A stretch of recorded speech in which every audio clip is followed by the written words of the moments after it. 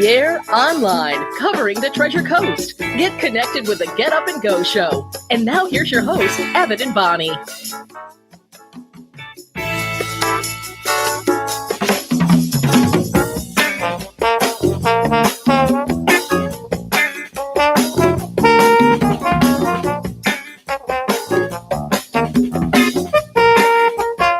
Good morning, everybody. Good morning. That's it? You don't have anything else to say to me today? All right, not a morning person. How about you? How are you feeling? I will kill you. Well, there you go. Asked and answered. Someone's cranky. I'm not cranky. I just haven't had my coffee yet. So, coffee? I'm going to need more than that. Like what? Like, I'm going to need you to Entertain me. I can do that. But how? Like this. Give a listen. It's showtime. Showtime this morning, 6:07 on the Get Up and Go show with Evan and Bonnie. Fredo and the Shy Guys, they've got the morning off. We gave the day off. It's Tuesday. They asked permission if they could have the day off. I said, sure, take it. I'm generous. Feeling good. If I could, Bonnie, I'd say take the day off and take the whole week off, and I'll even pay you, but that's not my call. I feel like I'm needing a week pretty soon, Evan. I haven't taken my annual vacation yet this year. Bonnie, I haven't had a vacation in years. Years, I haven't had one in years. You have to keep up with the bills, I suppose, and keep up with the Jones. Could that be the reason why? I don't know. The Jones, the Smiths, the Harrises. I have no idea. Who are the Joneses? You know, Who's in the that Jones? song, we've been so busy keeping up with the Jones, a 2-car garage, and we're still building on. I've never heard of that song, believe it or not. Getting back to the basics of love with Waylon Jennings. Oh, Waylon okay. Jennings and Okay. Waylon and Willie and the boys. Okay. Yeah. All right. All right. It's Tuesday. How's your Tuesday going so far? Tuesday is excellent. And, Yeah? you know, the air feels refreshing this morning.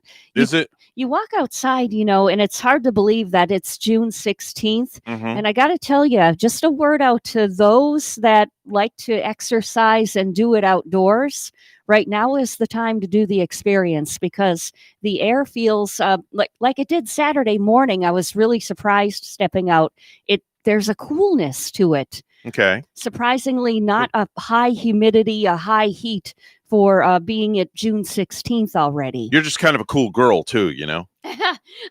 I'd like to stay cool. You are. You're a cool chick. Yeah, I try. You are. Mean, I don't think Doesn't take much to do, you know? I think I'm just your ordinary, you know, average girl. I don't know. I think you're one of the coolest female broadcasters I've ever come across. Well, thank you, Evan. You know, I enjoy it. Yeah. I do. I enjoy being here with you live too every morning. Thanks. And we're missing our share of Phil today. Yeah, Phil's having withdrawals. He's already texted me.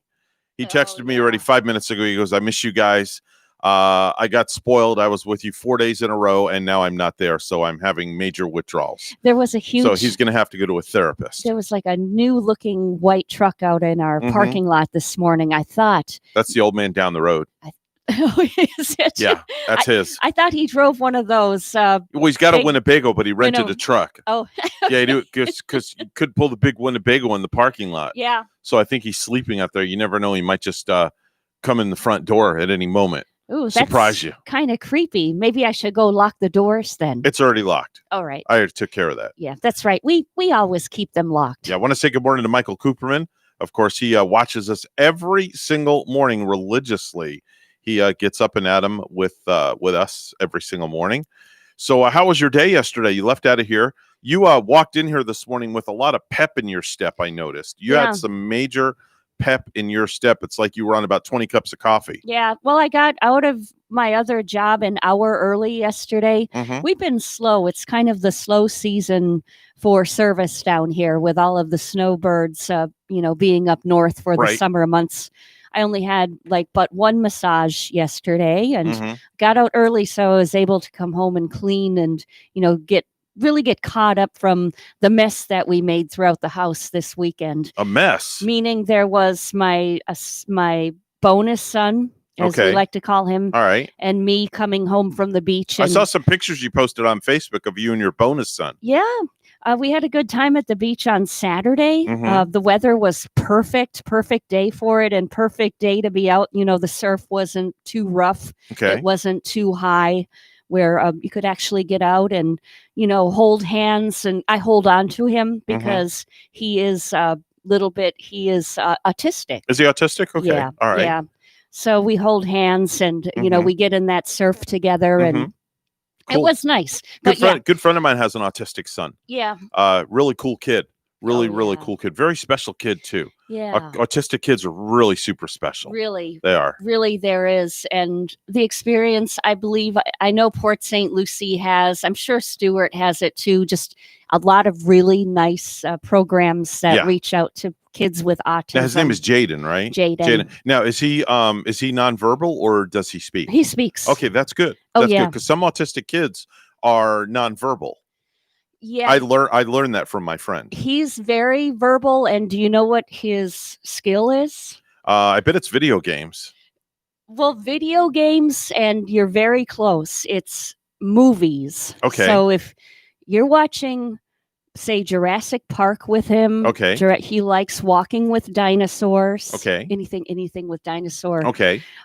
Free Willy. Mm-hmm. You're watching those movies with him, and he will speak the words to what the actors and actresses are speaking. You know, they say autistic kids are extremely, very, very intelligent from what I've heard. Yeah. I mean, it just like amazes you because I have, even being in radio and my memory should be better with things when it comes to movies, but I have a hard time remembering lines from movies, maybe of a movie that I saw yesterday. Okay. So here's one for you. I'll just throw a line at you. Go ahead. Make my day.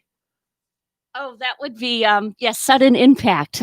Harry, Dirty Harry, Clint Eastwood. There you go. See, your memory's not shot. If you know that one, you know everything. Oh, because that's like, that was kind of easy for me because it's like in my genre and what I grew up with and one of my favorites. But, or I think another one is, you talking to me? Hey, you talking to me? You talking to me? You talking to me? Right. Okay. And that would be, we just saw that one the other night. Okay. It is, any idea, Evan? No, I have no idea. See, I'm not a movie guy. But that would be Taxi Driver. I'm not a movie guy. Yeah. So I don't go to, I can't even tell you when the last time I think the last time I went to a movie was when like E.T. came out or something like that. Oh, yeah? Honestly, it's been a long time. Well, E.T. was, if that was your last movie, that was a good one to see. Yeah, I saw E.T. I saw Staying Alive in the movies. Excellent. I saw Jaws in the movies. I saw The Godfather, which scarred me for life. The Godfather my parents took me to see The Godfather when I was probably, I want to say 12 or 13. It was one of those movies and they didn't want to leave me at home, so they made me go with them. Oh. So I was scarred for life. When the horse's head was in the bed, that's it. That was enough for me. I ran out of the theater screaming, had nightmares forever and a day. Yeah. And I just wasn't right after that. You know what, Evan? I think that one would scar me too. Yeah. Because I saw The Godfather. To be quite honest with you, just this year I sat down and watched the full movie in its entirety. So you know what I'm talking about, the horse's head. The horse's head. See, I was devastated because to me it was Mr. Ed, and they killed Mr. Ed. Oh. Yeah, I'm serious. Yeah, had I seen it younger, I would have been more scarred. I saw it when I was a little bit older and more mature, but still, it's a bothersome scene. Yeah, why are we talking about a horse's head at 6:15 in the morning? I have no idea. And The Godfather Part 2 was even if not a better movie, if not a better movie. And we get into those classics usually on Thanksgiving Day. Yeah. Barry and I. Day to watch. Usually we're watching Scarface or The Godfather. And then right after you're done eating your turkey, you turn on the Hallmark Channel and it's 24 hours of marathon of Christmas movies. Yeah. It just goes on and on and on and on. Yeah. They should have a Hallmark Channel Christmas edition year round. Oh. Guaranteed people would be watching that stuff. Yeah. Because they do crank out some great Christmas movies. They do. I have watched a couple of them. And I'm a fan of some of them. They're pretty good. I will say. They are. And like I always love the classic scenery in those movies when they show particularly, like the snowy streets and the town that you lived in. Looks like the town you grew up in and the houses side by side and the trimmings. Yeah, definitely. So you got out of here yesterday. You went and did your thing. You left an hour early. I guess it was slow.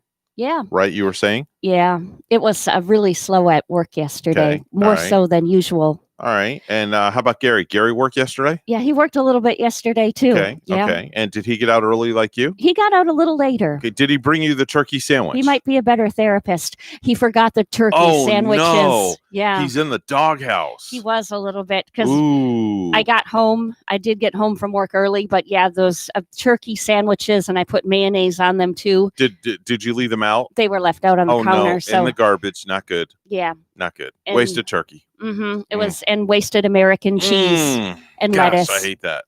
I have to have a conversation with him. So I had to go out and buy fast food. Yeah. No. Yeah.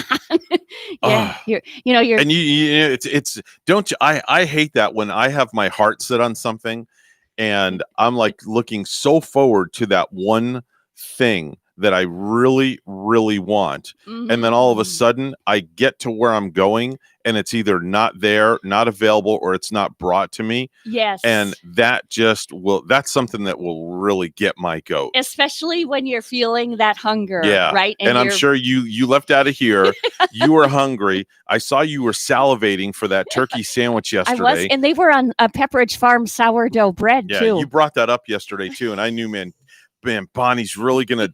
She's gonna like 2 bites, and that thing's gonna be gone. I was feeding to Palm City. Yeah, I just know to you enjoy were it. because Gary was coming and meeting you at work. You get to work, and you look at Gary, and he has nothing in his hands, and you're probably like, where's the sandwiches? Yeah, I'm looking in the refrigerator too at work, and Yeah. oh, they're not here. Oh, Yeah, like what's going on here? And the wife says, "Good morning." She's up early at 6:18, and my wife is already awake. Good Wow. morning, Rachel. Okay, that's unusual. Is she a morning person like you are? No, she's not a morning person at all. Not at all. Absolutely not. But going back to the turkey sandwich thing, Yeah. yeah, the whole turkey sandwich thing is, yeah, it's I would have been upset if I got to work and my better half didn't bring me my turkey sandwich like she said she was going to. Yeah, I'd be a little upset. Yeah, because you're looking forward to that turkey sandwich. Yeah. I mean, the turkey and the mayonnaise on the sourdough bread. And it's an odd hour, I know, to be craving a sandwich, but we radio people, when we're up at 4, it's like, 9 o'clock, 10 in the morning. That's when it kind of feels like we're eating our lunch and we're craving a lunch. Yeah. And I should be changing it up to yogurt or Turkey raisin. sandwich. Turkey sandwich all the way. Why not? Got to have the butter, but do you get the butterball? This is Which kind of turkey breast do you get, by the way? when you go? Publix deli sliced turkey. Okay, the we Publix got. brand. Yeah. You don't get the butterball The or the Publix oven roasted. Oven roasted I've gotten too. Yeah. Or oven gold. I've Okay. seen that one. Okay, all And- right. Now, what about ham? Do you like ham? Yeah. Any Yeah, I do. special ham? Gavin likes honey maple ham.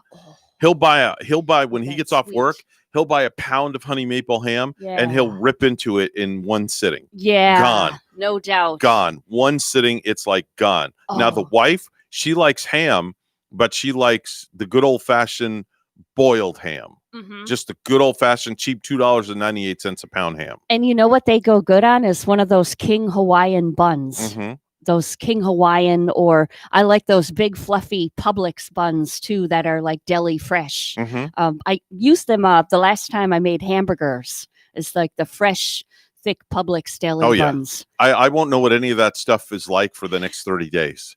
You're killing me here. You know what? We're getting what's your breakfast this morning? Can you reveal? Yeah, Can you- I had the as probably everybody knows, I'm on Nutrisystem now because Yeah. I gained a lot of weight during the COVID thing, so I'm going to take the weight off now. Didn't we So all? this is day Yeah. number 2, and this morning's breakfast was a cherry cheese Danish, and then at 9 a.m. I will have my snack, which is a lemon zest cake, Okay. and then at 12 noon I'll have my lunch. Uh-huh. At 3 o'clock, I'll have my snack.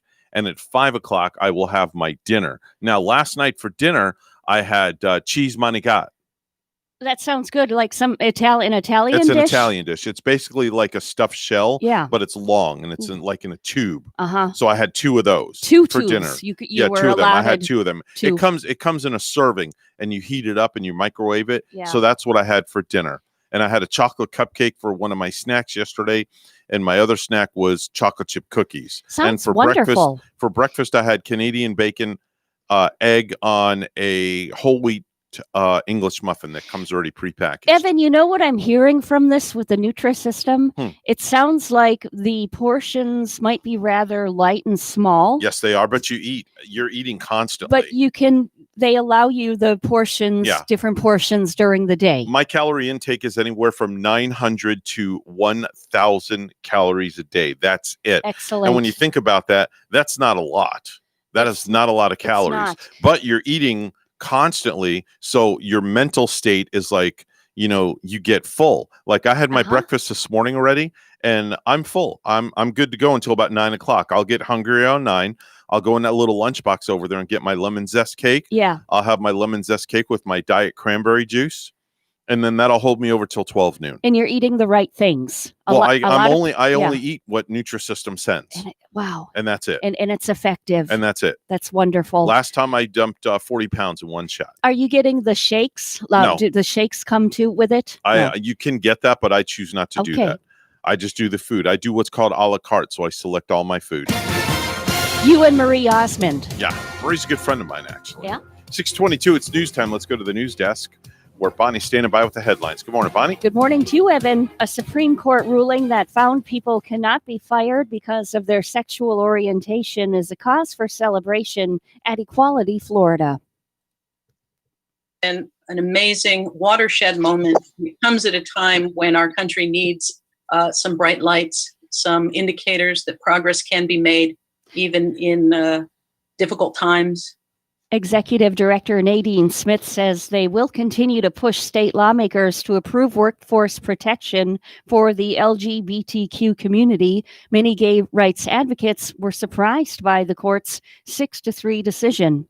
A federal judge won't put the brakes on his own ruling that restores voting rights to felons, Rory O'Neill reports.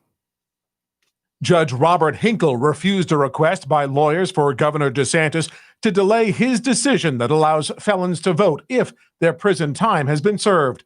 Voters approved restoration of felon rights, but state lawmakers insisted all fines and fees must be paid back first. The judge called that a pay-to-vote system. The governor's lawyers are appealing the decision to the circuit court in Atlanta. I'm Rory O'Neill. A Fort Pierce City Commissioner wants more to be done to make sure police body cameras are always rolling when they are supposed to be. This comes after 2 Fort Pierce officers were arrested for their involvement in the beating of a patient at Lawnwood Regional Medical Center, but their body cameras were not recording.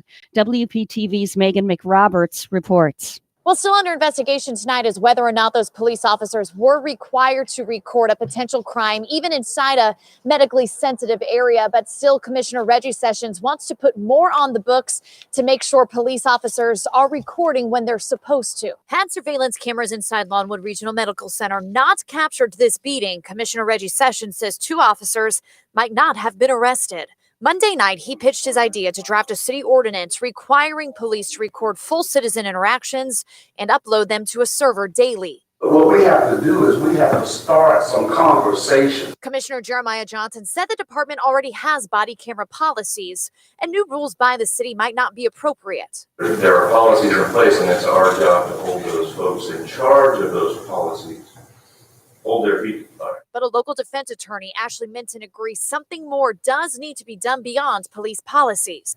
I mean, I would like every officer who is on scene or interacts with a citizen to record their interaction from the beginning of the interaction until the interaction has concluded, which is exactly what they're supposed to do pursuant to their own policy. But too often, she says that doesn't happen, and camera footage needed to defend her clients is missing.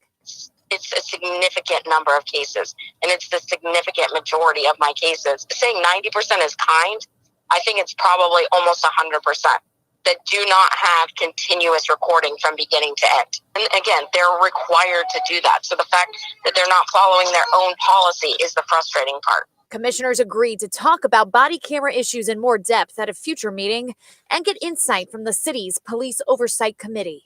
Now, there was also a police union representative here tonight who says that there have been issues with these cameras glitching, so as to say any missing footage may not be the fault of the officers, but going on to say that maybe there does need to be more conversations with the manufacturers about how reliable their cameras are. In Fort Pierce, I'm Megan McRoberts, WPTV News Channel 5. According to ESPN, a small number of Dallas Cowboys and Houston Texans players have tested positive for the coronavirus, including Cowboys running back Ezekiel Elliott. Now, his agent is saying he's fine. It's unclear who the other players are or if their conditions are more serious.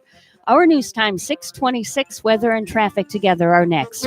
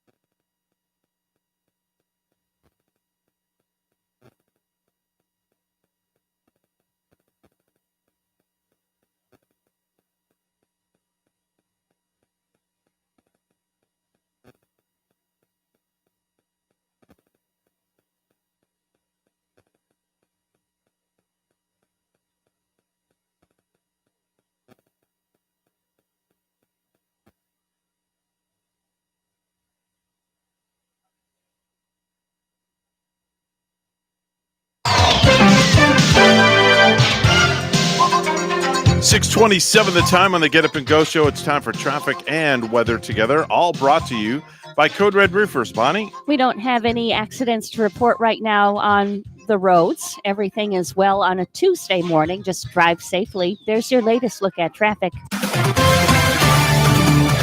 Weather-wise, we just have a glorious picture for today. It's going to be a sunny sky with an ideal high of 84. Just really looking like a nice beach day today. Tonight's low at 71. And Wednesday also looking dry for us. A partly sunny sky. 85 will be the high tomorrow. And on a cool side this morning, it's 71 in Stewart.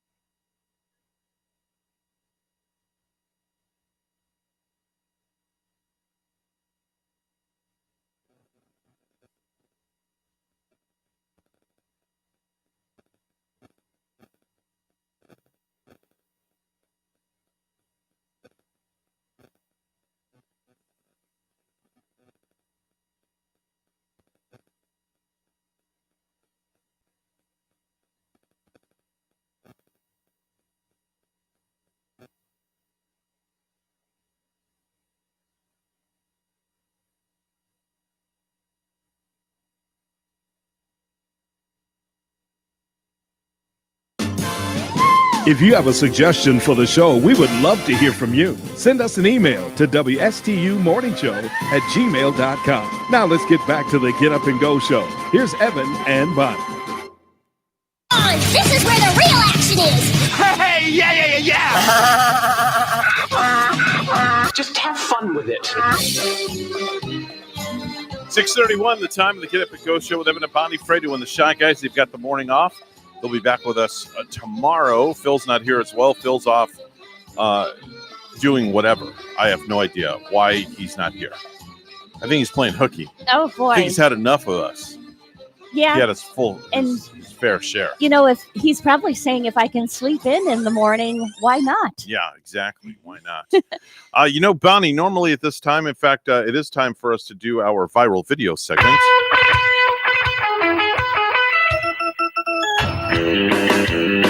Except there's only one viral video this morning that went viral that I can actually talk about on the air. Oh, because the others might be a little bit risque. Yeah, the content is just a little too much for our listeners. I hate it when that happens. Don't want to send anybody into shock. Uh-huh. Sugar shock. Right. Whatever it may be. Sorry while I desanitize here.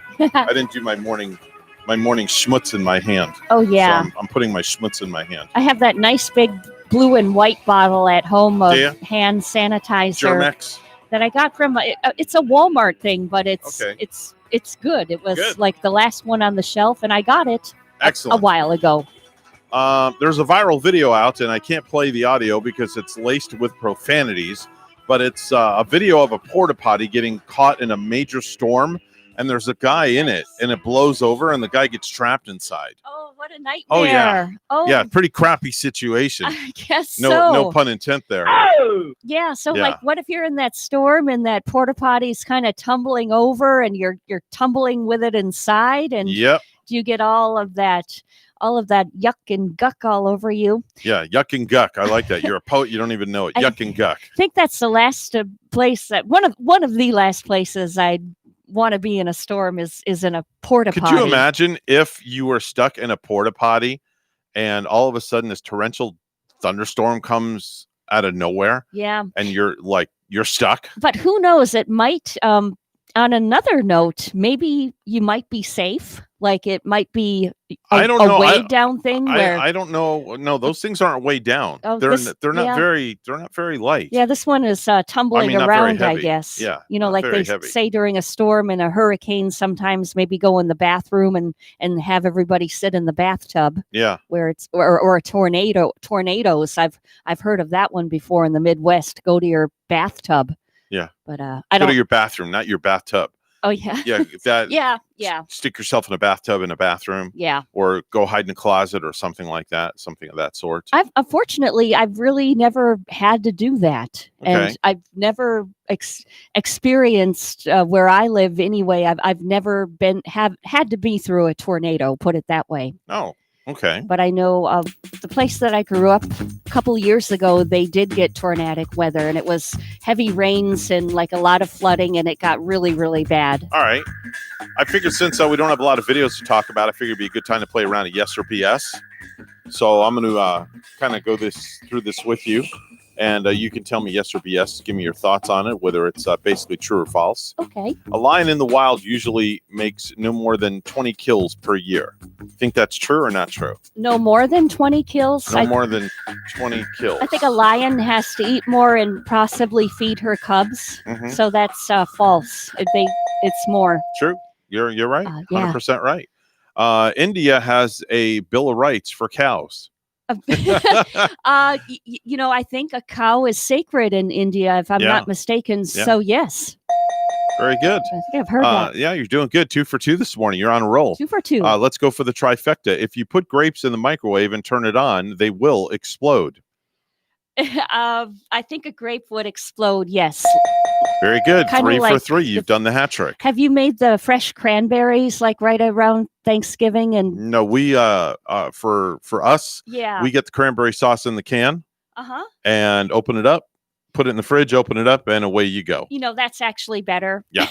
I found that to be true because in the past I got the fresh real cranberries. There you go. But when you said that grape popping, it reminded me of those fresh cranberries popping when I boiled them in Yep. some water. And if you'd like to play along with us in this yes or BS round, you're more than welcome to call. Thomas just tuned into the program. Michael is there. Phil's watching. So if anybody wants to call in and play around a yes or BS along with us, you're more than welcome to 220-9788, 772-220-9788. All right, here we go, Bonnie. Crocodiles can stick out their tongue almost 3 feet. Oh, yes. Yes? Yeah. Incorrect. They cannot stick out their tongues at all. Really? Yeah, they cannot stick their tongues out at all. A crocodile, Yep, huh? croc. Who would think that they would not be able to Nope, stick out of can't tongue? stick out their tongues. But they sure have a mighty strong bite with their. Yeah. Oh, I hit the. Sorry, I made you echo there for a minute. I could. My I apologies. know. I heard a little bit of reverb. I got stuff going on all over the place. I've got mice moving all over. This going all over. That. Did going you all say over. mice moving all Yes, over? I've got mice moving all over. What kind of mice? Kind of crawls across the floor. You're gotta be kidding me. No, I'm Oh, serious. no. Yeah, they're just floating all over the place. Don't worry about it. Don't worry about it. They shoot away when I got here. Genetically speaking, the children of identical twins are siblings. Wait a minute. Hold on. Genetically speaking, the children of identical twins are siblings, not cousins. Is that yes or BS? The children of identical twins are siblings.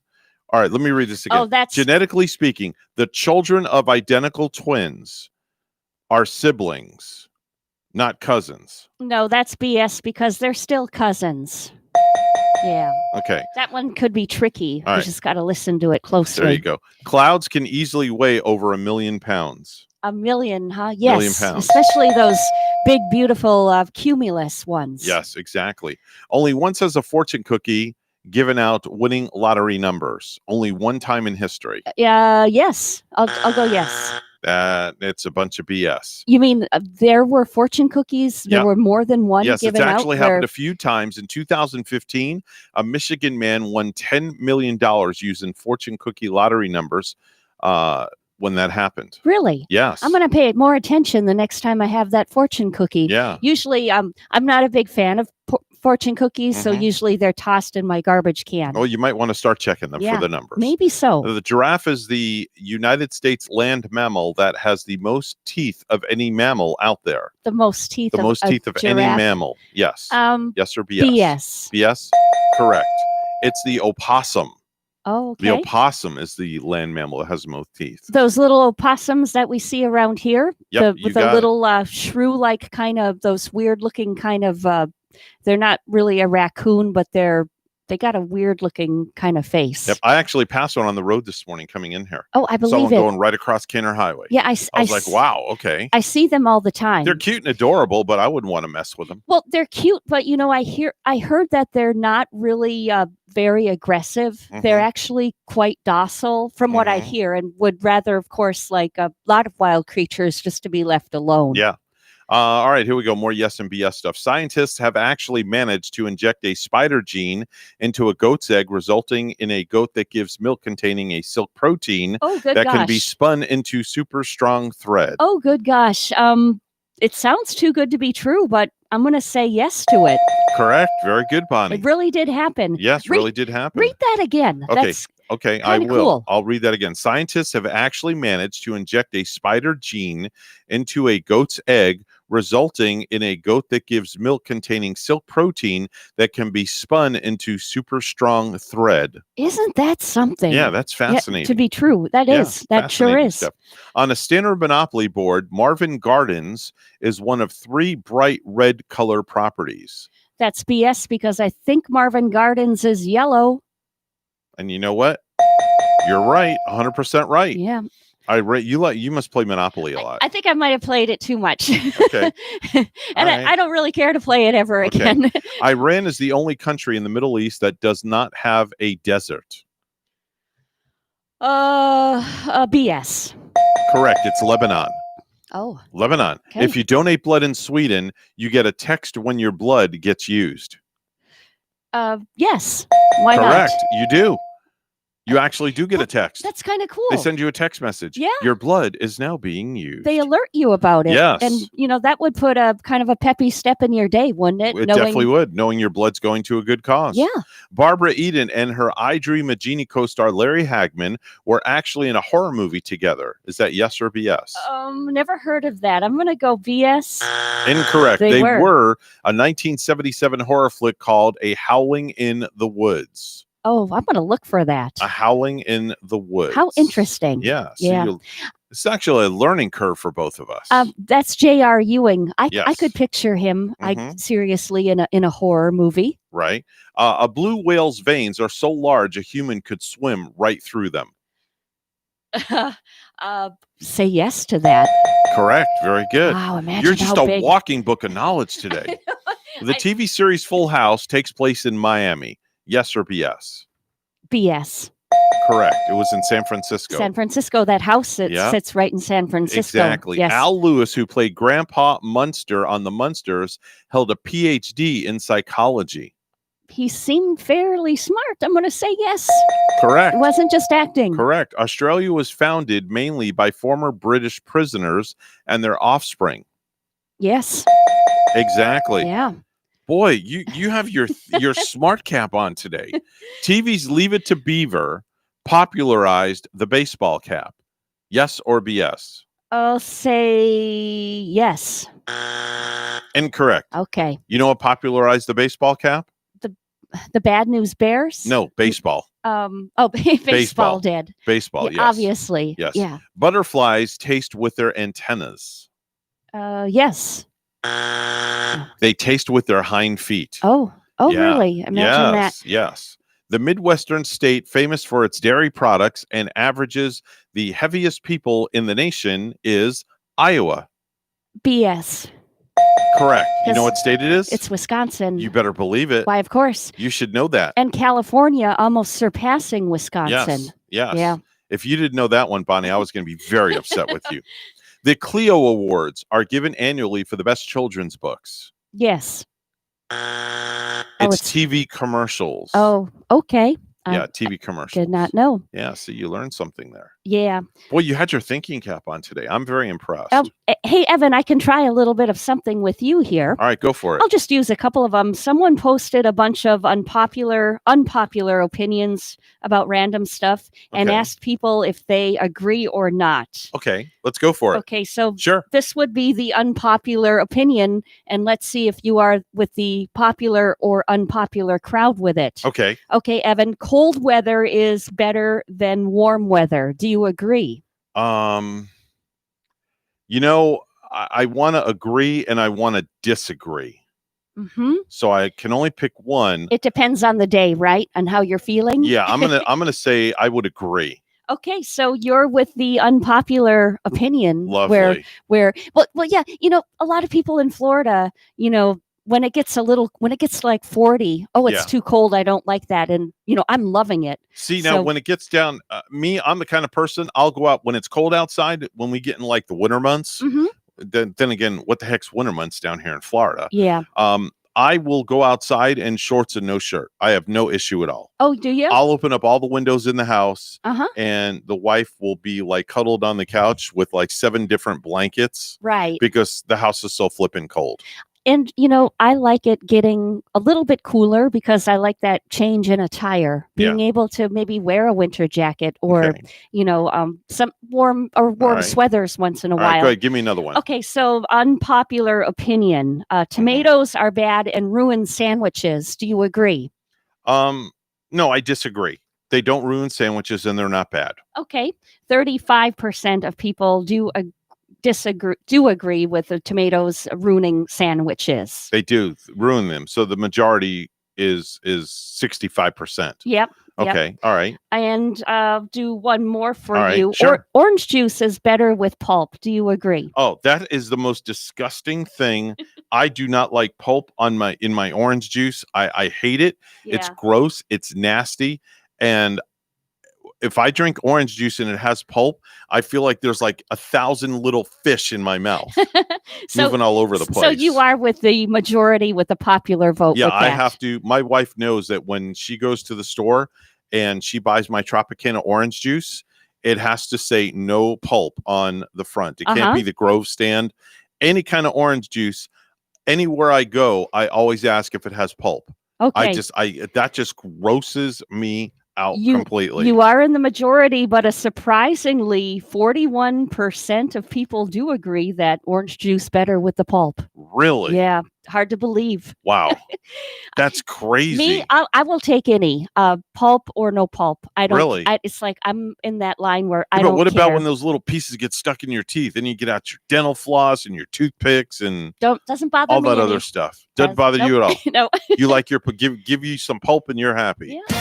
All right, very good. All right, well, give me some news and I'll be happy. 6:46 news time. Let's go to the news desk. Bonnie is standing by. Good morning, Bonnie. Good morning, Evan. A Supreme Court ruling that found people cannot be fired because of their sexual orientation is a cause for celebration at Equality, Florida. This has been an amazing watershed moment. It comes at a time when our country needs some bright lights, some indicators that progress can be made even in difficult times. Executive Director Nadine Smith says they will continue to push state lawmakers to approve workforce protection for the LGBTQ community. Many gay rights advocates were surprised by the court's 6-3 decision. A federal judge won't put the brakes on his own ruling that restores voting rights to felons. Rory O'Neill reports. Judge Robert Hinkle refused a request by lawyers for Governor DeSantis to delay his decision that allows felons to vote if their prison time has been served. Voters approved restoration of felon rights, but state lawmakers insisted all fines and fees must be paid back first.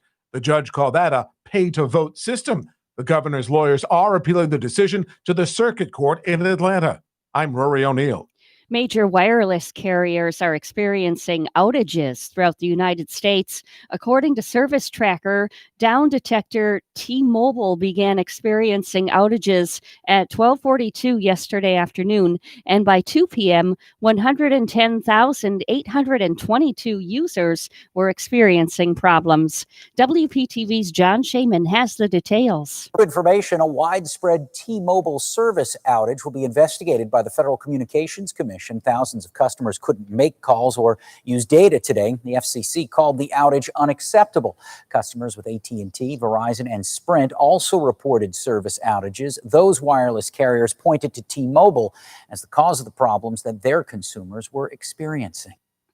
A follow-up to a story we reported yesterday. A 20-year-old man was arrested Monday in connection with the fatal shooting of that Florida Fish and Wildlife Conservation Commission officer in LaBelle. According to the Hendry County Sheriff's Office, Elikio Hernandez faces a murder charge.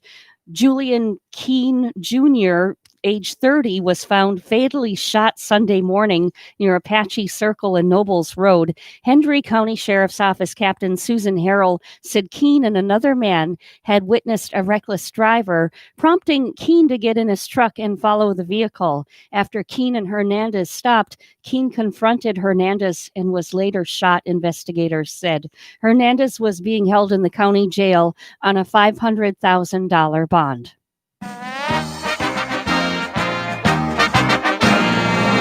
An Olympic boxer by the name of Ginny Fuchs recently tested positive for 2 banned substances, but she's not in trouble. Why?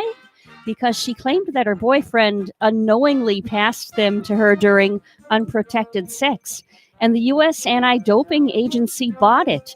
Ginny says, quote, "I had no idea that I could become contaminated by way of intimate contact with another person. I want to thank USA Boxing for believing in me and supporting me throughout these past few difficult months." News time 6:49. Weather and traffic together are next.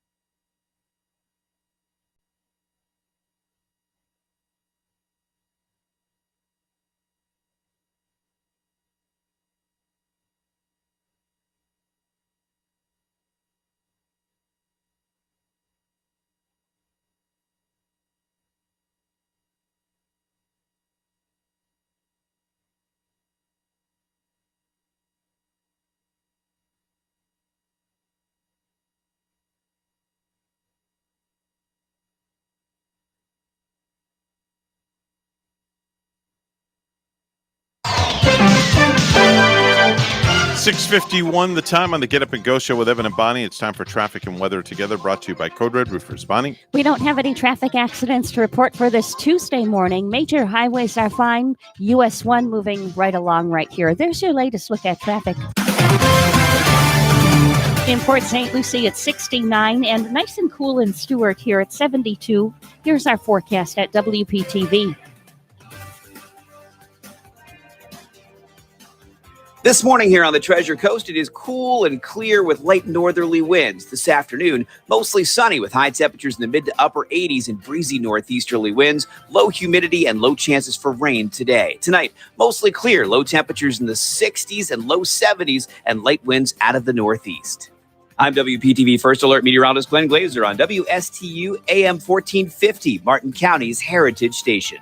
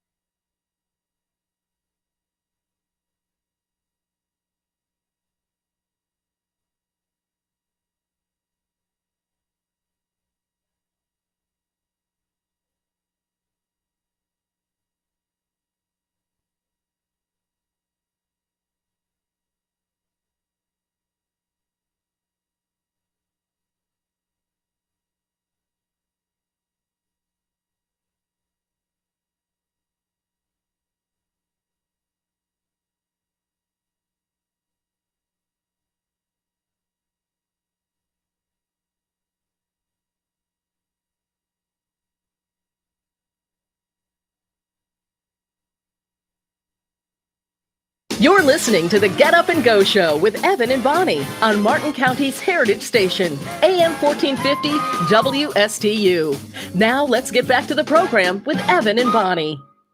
It's time for the morning show, baby! Yeah! Oh, joy! We've reached the big time!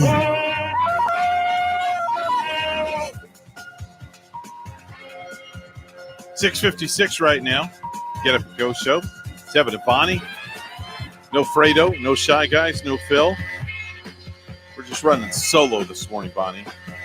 That's Completely okay. solo. That's quite all right. I think we can handle it, or we can try. Phil's out in a grocery store right now doing his thing, and he sends me a picture of something, and I have to talk about it. Something out from Heinz. It's called Mayo Must. You ever heard of it? Mayo Must. Is it one of those like combination things, where you get maybe the mayonnaise mixed with mustard? There it is. That's what it is, isn't it? Mayo Must sauce. Yeah, I've seen more and more of the combinations, the combos that you're getting now. Mayo Must saucy sauce. Must you get it? Are you going to put it on your next burger or dog, Evan? I don't know. That's kind of a little gross.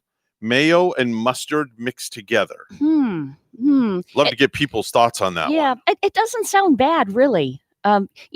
You might put mayo and mustard both together on some things. I might do it on a hot dog. So why not have it already I might made? I might do it on a hot dog or like a hamburger. Yeah. But I don't know. Just that's when I think about it, I don't know. It's a little weird. Does anybody else feel like me? You ever go through like an aisle of products, like the mayo mustard kind of product? You get your ketchup, so you get your teriyaki sauces, you get all kinds of different kind of dips and flavors and things to cook with. Now they make Do you ever feel overwhelmed by it? They make There's so much choice. They make a mayonnaise and ketchup combination, which is basically homemade Thousand Island dressing. Yeah, that is. When you put that together, you need some relish. And isn't that the secret sauce in McDonald's? No. The big. No, absolutely not. I thought secret sauce was you just gave me an idea. Ketchup. You just gave me an idea. Mayonnaise. I need to call McDonald's. Yeah.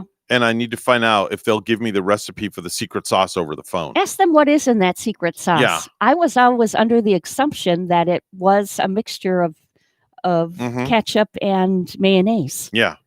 I think I might do that coming up next hour. Call a local McDonald's. Yeah. And ask them what their recipe is for the secret sauce. You're going to make us hungry now for a Big Mac. It's called the special sauce because it's 2 all-beef patty special sauce, lettuce, cheese, pickles, onions on a sesame seed bun. Do you remember the commercial for it? Classic, right? Yes, it was classic. And that's something you have to stay away from all day. We will see to it, Evan. Well, I can't touch that for 30 days. It's not all day. It's 30 days. 30 days. I can't have nothing. So will you be craving something big and juicy like that after the first week or so? I went to Sonic over the weekend with the wife. We pulled into Sonic on, let me think, was it Sunday? Yeah, it was Sunday, I do believe. We went into Sonic on US 1. I had a big, fat, juicy double cheeseburger with ketchup and onions on it. That's sounding good. I had tots. You're making me and I had a hungry Coke. And the wife had a banana milkshake. Oh, and she had a single burger and she had tots also. And boy, that was good. Yeah. The only thing I was upset with, they weren't on roller skates at Sonic when they brought your food out. They don't do that anymore. They did back in the day when Sonic first got started. Did you go to the Jensen Beach one? Yeah, that's the one we went to. Yeah, we did a broadcast there when they first opened. And for the life of me, I think it was right around, I want to say 2007. Gotcha. Hey, we got to run here. We're WSTU Stewart, Martin County's Heritage Station. Here comes the news.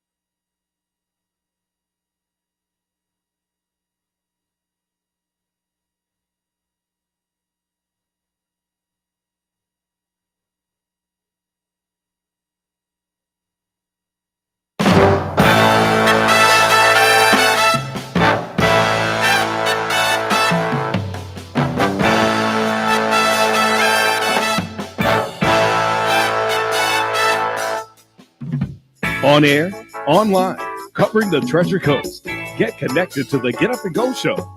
And now here's your host, Evan and Bonnie. I think I'm beginning to like this. You're crazy. 7:07 on the Get Up and Go Show with Evan and Bonnie. It's Tuesday morning, and it's just you and I. Nobody else is with us this morning. I feel lonely. Yeah, we're alone.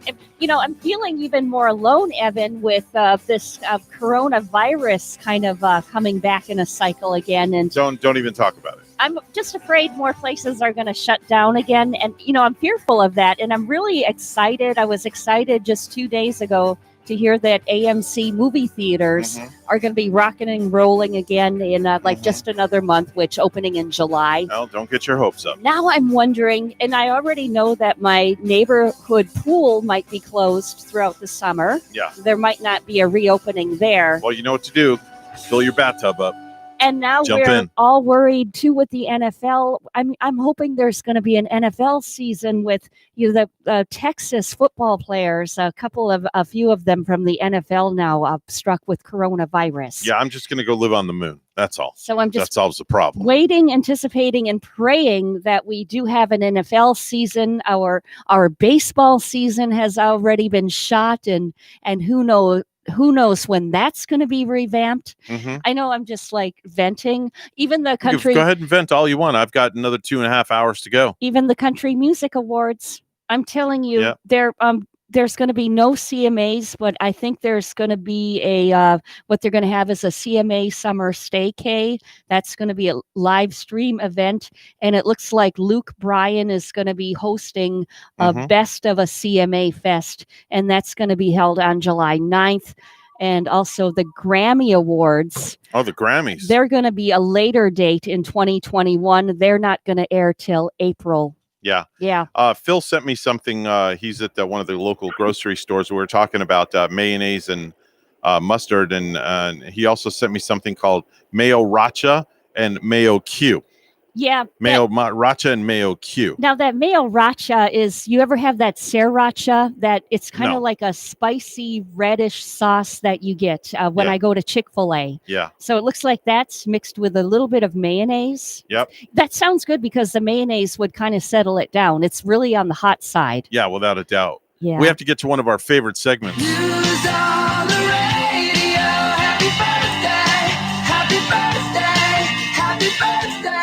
We have somebody on the phones. We're going to get to that person in just 1 second. But, of course, Bonnie, very quickly, time for birthdays, anniversaries. And back in the day, you have anybody you want to wish a happy birthday to? Just that happy birthday to the summertime birthday people. Okay. I'm nobody in particular, but I still envy you. You know, all having those birthday parties in the summertime. Want to wish Rachel a happy birthday. Happy birthday, Rachel. Yeah, she's going to be 45. Oh, I said it again. Darn it. Man. Keep revealing that. I'm going to be in the doghouse. You know, she should be really proud of that number. And 45? Yeah, and five more to 50. The woman that she's become. Yeah. Let's go to the phones right now. Yeah. Hi, who's on the air with us? Your wife. Oh boy. Oh boy, it's not good. When is that birthday date, Rachel? When is it? This is not good. It's July 23rd. Okay. Yeah, this is not a good morning. So for me. that's just a little bit over a month away. Can I go crawl in the corner over there and hide under the chair? No, I don't think Rachel's going to be driving over here to get you. She's going to save it for at home. Her truck's bigger than my truck. Is it really? Yeah, she's got a bigger vehicle than I do. Look for her. She's going to drive you right off the road. Yeah, yeah. That's besides the point. Good morning, honey. How are you? Good morning. Yeah. How's your morning going? Not bad. I took the garbage out. Oh, thanks. I appreciate that. Did you happen to take the styrofoam cooler out and the 12-pack Sure of did. Coke that Gavin left very conspicuously without putting it in the recycle bin? Sure did. Yeah. See, we have to pick up after our Now, did you 17-year-old. get dressed up this morning and No, wear she wears the something same thing. something pretty to go out to the garbage can? Remember that's no, what- I put on my work clothes because I have to go to work.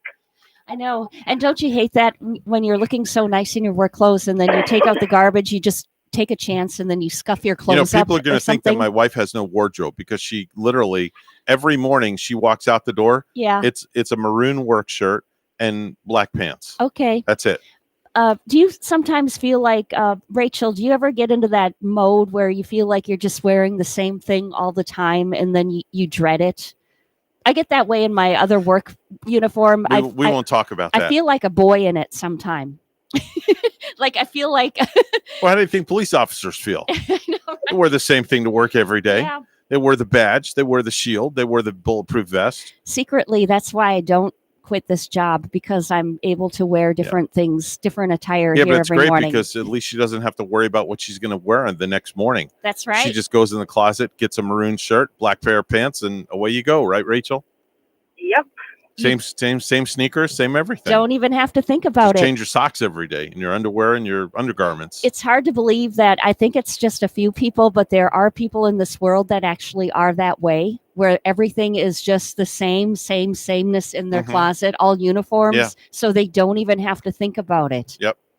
Yeah. Well, if you ask Devin, he'll tell you that usually anything outside of my work clothes, if we're going anywhere, it's usually a black shirt. I did not want to say that or throw you under the bus. You just tossed yourself, so that's good. I'm glad you said it and I didn't say it. But yeah, she has this one black shirt she wears. Yeah. That when we go out somewhere, I don't know what it is, why she always wears it, but It's she's not the same black shirt, but I have multiple black yeah. shirts. But it's like she has this closet full of really nice clothes, and it's just she gravitates to black. I'm like, great, my wife is goth. Mhm. Excellent, just what I need. That's all right. I like the black color too, Rachel. It's kind of like when I go. Do you ever find yourself when you go clothes shopping, you have to alternate that a little bit because you tend to go to the black shirt or the black pants? I don't know what it is. It's kind of like a thing with me too, where I just gravitate to the black attire. And Yeah, it's usually a black top with a pair of jeans, but I have a bunch of different like colorful necklaces that I could put on with it, with the matching earrings, and that brings a little bit of Yeah, color. they accent.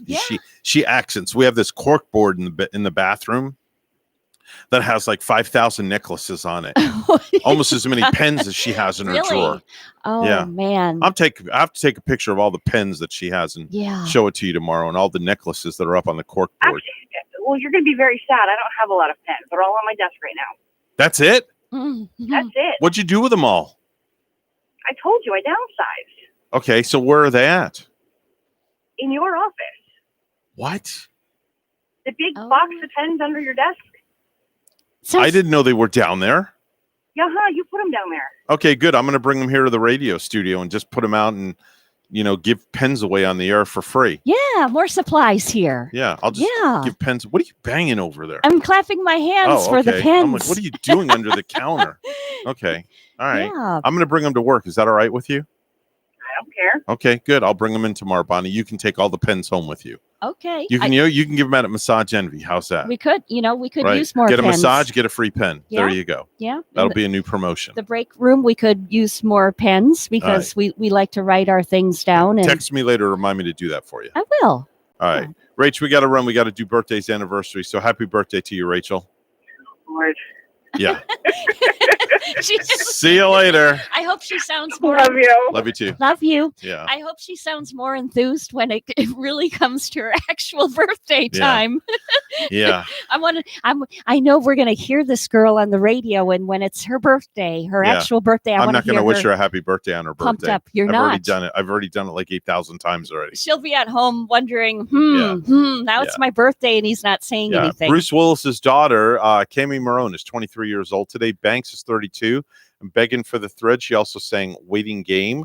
Nathan Parsons, 32. That's Max Evans on the Rosewall remake. Sibel Kiki is 40. That's Shay on Game of Thrones. Daniel Bruhl, 42. That's Baron Zemo in Captain America. Eddie Cibrian is 47. His wife, Leanne Rimes, helped destroy his previous marriage with their adultery.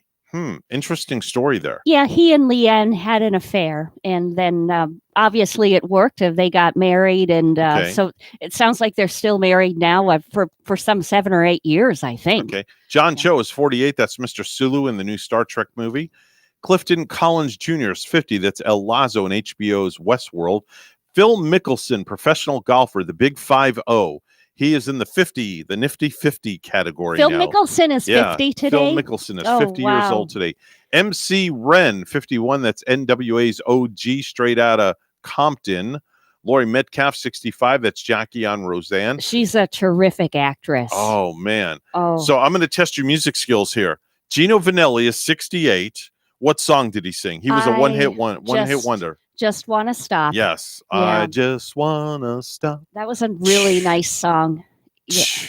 That song just takes you back. Yeah, it I mean, does. it takes you right back to that Yep. memory when you were a kid. He was a and one-hit wonder. That's it. That's Yeah. all he had. from Canada. He's from Canada, right? Canadian, Yeah, definitely. Italian, Definitely. Gino. Yep. Definitely. Roberto Duran, 69 years old today. No mas. Boxer? Is Yes, he? Yep. boxer Roberto Duran. And 69. Yep. Jeff Pearson, 71, former President Moss on Designated Survivor. Al Cowlings, 73 years old today. You know who Al Cowlings is? I think he's a U.S. senator. No, he's the guy who drove the Bronco for OJ. He was behind the wheel of the Bronco during OJ's freeway chase. Okay. Sunday is the 24th anniversary of the actual chase. Sunday will This be Sunday. that. It's been 24 years since we have seen a Bronco go down the highway with OJ Simpson in it. Evan, is that like one of those one events etched in your memory where like you'll always remember where you were at upon seeing that Bronco chase? I know exactly where I was when the planes got in, hit the towers Yeah. on 9/11. That's another one. I was driving a Toyota 4Runner, and I had TV at the time in my Toyota. Yeah. And when I heard about it, I pulled my Toyota off the side of the road, and I sat in the back seat and watched the TVs as everything was unfolding. I couldn't believe what I was seeing. Yeah, well, just one of those events that big in history where you just never forget where you're at the time. I was even really young when Elvis died in 1977, but I still remember exactly like the time and where I was at. Mm-hmm. Joan Van Ark, 77 years old today. That's Val Ewing on Dallas. Eddie Levert, 78 years old today. Lead singer of the OJs. Man, you know, I used to love me some OJs. Oh, Love yeah. Train and I Love Music were my two favorite songs. Yeah, they're fun. You loved jumping in that love train, didn't you? Oh, we don't want to talk about jumping into the love train. Showing that all day. I can't talk about that on the air. I used to like me some. I liked me some Afternoon Delight too by Okay, hello. Starland Vocal Getting a Band. little personal You there, remember aren't that we? one? Talk about me getting in the love train. You wanting some Afternoon Delight? Yeah. What's next? Pennies from heaven? Jeez. Wow. Phoebe Kinda- Snow, Poetry Man. That was a Man. good one. I mean, how about Pillow Talk? That was another good song, right? Remember Pillow Talk? Oh, that was Sylvia. Yeah, did that. Sylvia did that That one. was sexy. Yeah. Yeah. Speaking of sexy, how about Sexual Healing by Marvin Gaye? Oh yeah, That was another one. Yeah, and Do You Want My Body by Rod Stewart, Rod the Okay. Bod Be Stewart. careful how you say that. Listeners are going to start wondering. You're offering yourself or out there. do you think I'm sexy with Yeah, the name see, of the there song? you go. You're asking questions. Yeah. People are going to start calling. Celebrating birthdays in the heavens. Tupac Shakur, the Ultimate Warrior from the WWE. That's awful what happened to him. He went to the Hall of Fame Awards. He was inducted into the WWE Hall of Fame a couple of years ago, and then the next night he just passed away from a heart attack. Yeah, that's like really, really sad. Wasn't it? Just like it was so sad with Whitney Houston when she Mhm. passed. She was supposed to go to the Grammys that night. Yep. And then Terrible situation. Yeah. Today is International Day of the African Child. So please make sure and observe that day. 5 days until Father's Day, 18 days until Independence Day, and 80 days until the big Labor Day weekend. Oh, we better call Rachel and remind her that 5 days will be Father's Day. We got to She send knows. a reminder. No, she knows. Okay. Believe me. Trust me. She knows. It's the kids is who we need to remind. Guaranteed. I'm going to make a prediction. All right. Yeah. I'm going to make a prediction. I don't get one card from any of my kids for Father's Day. I'm going to predict No, otherwise. I'm sorry. Let me predict. I'll get one card from one Okay. of my children. I will bet you $1 right here. I know Okay. we're not supposed to handshake. I'm not touching you. Sorry. Okay. I'll bet you $1 that you will get more than one card. I get one card. I get one card from Gavin, Yeah. and I'll get a card from Rachel. I won't get a card from any of the other kids. All right? I'm going to bet differently. All right, I'll we'll bet you a see. buck. I'll let you know next Monday. All right? Okay. All right, I'll bet you lunch. 7:21 news time. Let's go to the news desk. Bonnie?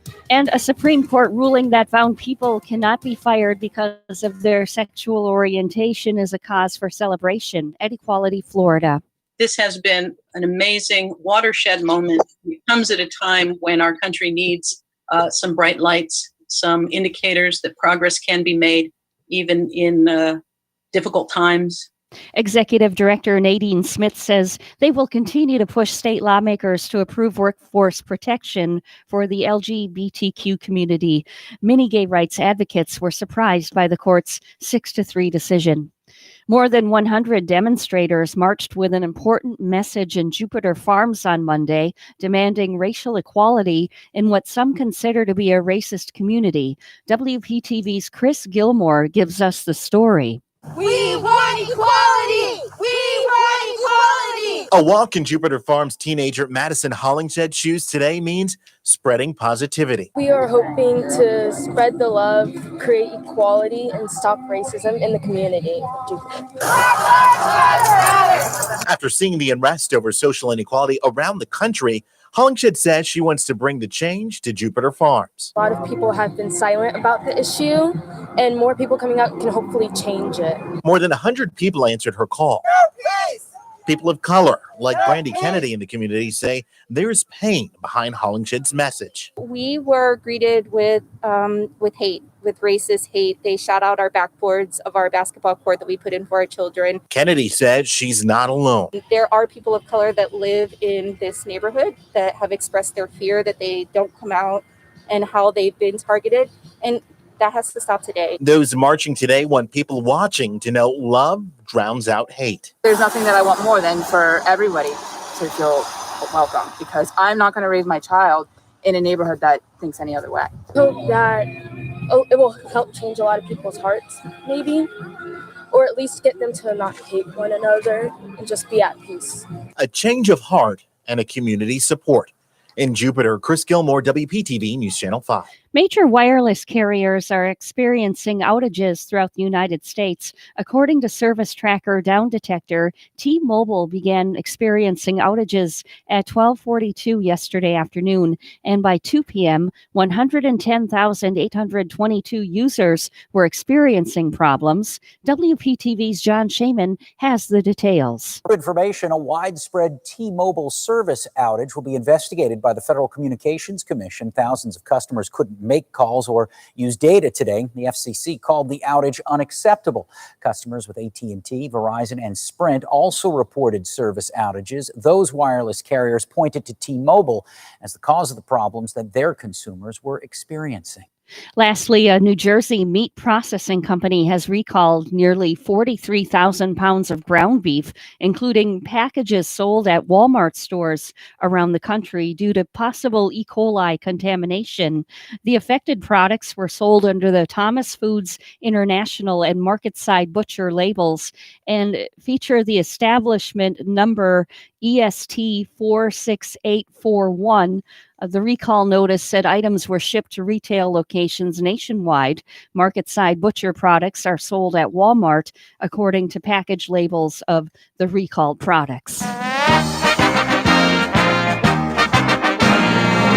Ben Carson said President Trump's team is working to persuade him to be cool with players kneeling during the national anthem, and he says he believes Trump will, quote, get there. Carson was asked yesterday if he thought Trump could be persuaded to come around on it, and he said, quote, well, I don't think he's manifested as much animosity in that region lately, and I think we just continue to work with him. He'll get there. Just this past Saturday, Trump tweeted that he would not watch the NFL or the U.S. national soccer team if players kneel, and earlier this month he tweeted that kneeling during the anthem is disrespecting our country and our flag, so there's no indication yet that Trump is wavering on the issue. News time is 7:26. Weather and traffic together are next.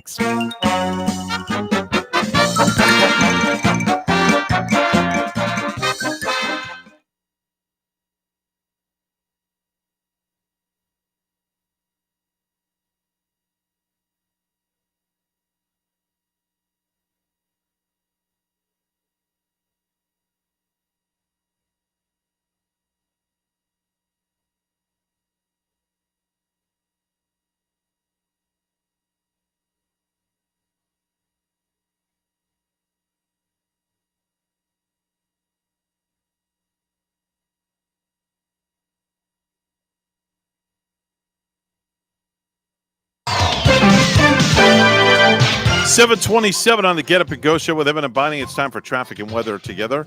All brought to you by Code Red Roofers. Bonnie? Well, Evan, everything looking nice and clear right here. The traffic moving smoothly through Martin County and St. Lucie County. No accidents. There's your latest look at traffic. It's 69 degrees in Port St. Lucie and in Stuart, 72. Here's more on our forecast at WPTV. This morning here on the Treasure Coast, it is cool and clear with light northerly winds. This afternoon, mostly sunny with high temperatures in the mid to upper 80s and breezy northeasterly winds, low humidity and low chances for rain today. Tonight, mostly clear, low temperatures in the 60s and low 70s and light winds out of the northeast. I'm WPTV First Alert meteorologist Glenn Glazer on WSTU AM 1450, Martin County's Heritage Station.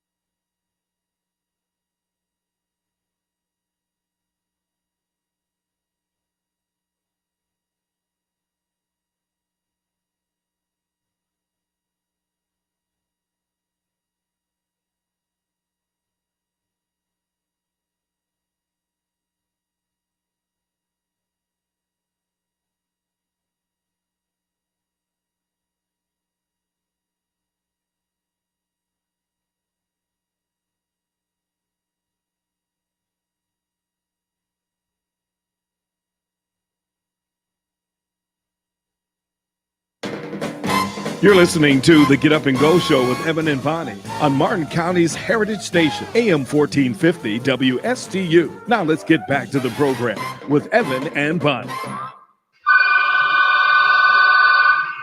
Yes. Oh, good morning, Mr. Man. We're calling to see if you'd like more of our morning show. Yes. Because we could get back. You want us to get back to the morning show? Yes. You want us to get back right now? Yes. You want more of our morning show? Yes. Now, are you sure you want it right now? Yes. Okay, so you want it now. Yes. How about now? Yes. How about now? Yes. How about right now? Yes. How about right now? Yes. Are you sure?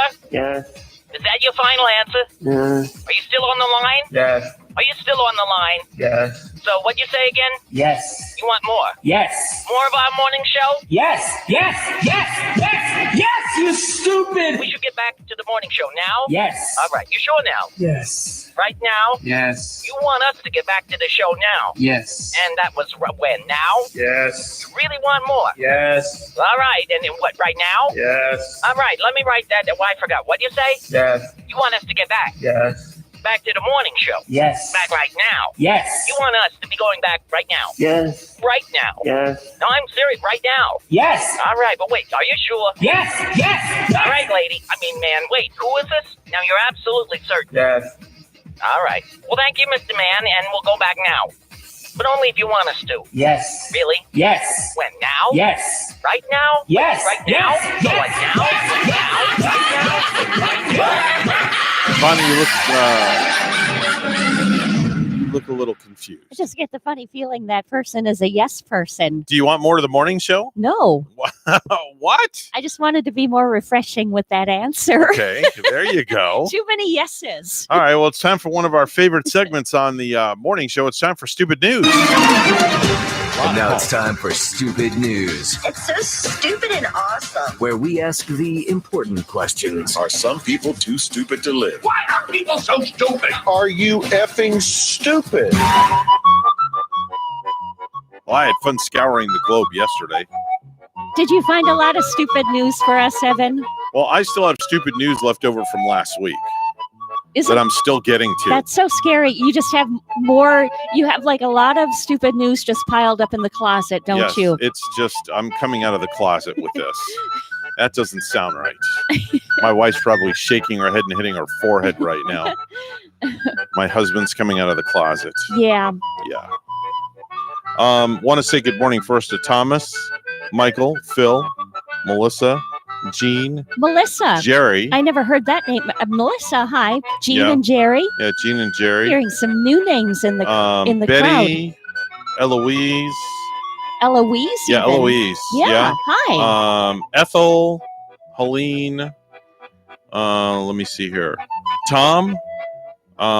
Do we know who what else is on here? regions of the country these I have people no idea. are? These people are just all tuning in and watching. Or out of the country. We have Yeah. some too. The convenience store chain 7-Eleven in Japan is partnering with a life insurance company to sell life insurance, allowing the insurance company to avoid face-to-face sales amid fear of the coronavirus. Customers will be able to register the necessary information through multi-function machines in 7-Eleven's 20,000 stores in Japan. The application process is complete once they pay the insurance fee at the cashier.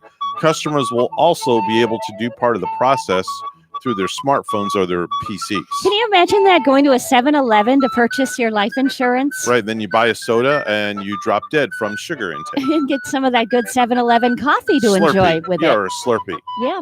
Would you go to a convenience store like that to purchase life insurance? No, No. absolutely not. No. I would have No. to sit down with somebody like, say, for instance, one of these high towers right here in Stewart and Mhm. maybe sit down with a gentleman from MetLife or do something like that. Yeah, to I'd talk have to about sit it. down with somebody, but definitely don't go to your 7-Eleven for insurance, without a doubt. In Japan. Yeah, let's go to California, where some California restaurant owners stripped off. Some California restaurant owners stripped of their income by the coronavirus lockdown are campaigning for their businesses to be allowed to reopen by posting pictures of themselves naked on social media. How about that one? Now wait a minute. Run this. I lost you somewhere all right, let me between start the again. restaurant owners Okay, and nakedness. some California restaurant owners stripped of their income by the coronavirus lockdown are campaigning for their businesses to be allowed to reopen by posting pictures of themselves naked on social media. Let me read further. Hundreds of bar, restaurant, and cafe employees have posted photographs of themselves naked with carefully positioned plates, cups, saucepans, bottles, bar stools, and napkin holders. It must be a message to them feeling completely naked because of being stripped of wages, Exactly. right? I see. Their demand is for authorities to allow them to start serving clients as the country gradually eases measures to stop the spread of the coronavirus. They figured since they were stripped of their income, they should strip down in protest. Mhm. I think that's a good idea. You know, Evan, I gotta say, I haven't been out to eat at a restaurant since phase 2, was it, with the We haven't been out phase since 1? March. Rachel and I have not been out since March. The only place we went to eat out for the first Uh-huh. time was Sonic, and we drove in. Okay. That was it. Yeah. We've gotten takeout at different places, but could you imagine walking down what's the street down here in downtown Stewart? Osceola? Osceola. Could you imagine going down Osceola and you see people naked sitting outside in protest? How would you feel about that That's one? what they're seeing in LA, huh? Yeah, they're seeing that in LA. Yeah, doing it for the cause. Yeah, they're doing it all for the cause. I'm not taking away from the restaurants. I'm hoping to go out to eat pretty soon, though, Yeah. and do a dining. I think we might even. I'm not ready for that yet. We might even be doing it this weekend. I'm not ready for that yet. Yeah. Just that's me personally. Yeah, some people are Yeah. and some people aren't, but I guess they're getting back to 50% capacity. And, Well, they and are they're- at 50%. I think I heard a news story this morning that they are seeing an increase in clientele for the restaurants, which would be good. We'll have to ask the sheriff when he calls us later Yeah. on this morning. There's a woman in California who just shared a story on Facebook about an incident she had in a McDonald's drive-through line over the weekend. The line was long, and as the woman was finally placing her order, a quote, young lady behind her started honking her horn. The woman says, quote, I thought to myself, just take the high road. So when I paid for my food at the first window, I paid for both our orders. Okay, even though the lady behind was honking Imagine and that. impatient, she took the high road and she paid for both the orders. I kind of like that. You know, So, when the woman who honked got to the drive-through window to pay in the first window and found out her order was paid for by the person in front of her who she was honking the horn at, she leaned out of the window, waved and mouthed, "Thank you." Obviously embarrassed, I had repaid her rudeness with kindness. Yeah. But here's the funny part. There's more. So when the lady who paid for the other lady's food got to the second window, she showed the second window both the receipts and took not only her food, but the lady's food behind her. Oh, no. Now she has to go back to the end of the Oh. line and start all over again. That's what you call passive aggressive revenge. Oh, I guess so. Right? So here I thought did she do that sort of thing on purpose? Yes, she most certainly did. Oh, here I thought she was doing. So when the lady behind her got to the first window and said, "Hey, the lady in front of you paid for your food," she was like, "Oh, wow, how sweet." She leans out of the window and apologizes for honking the horn. Right.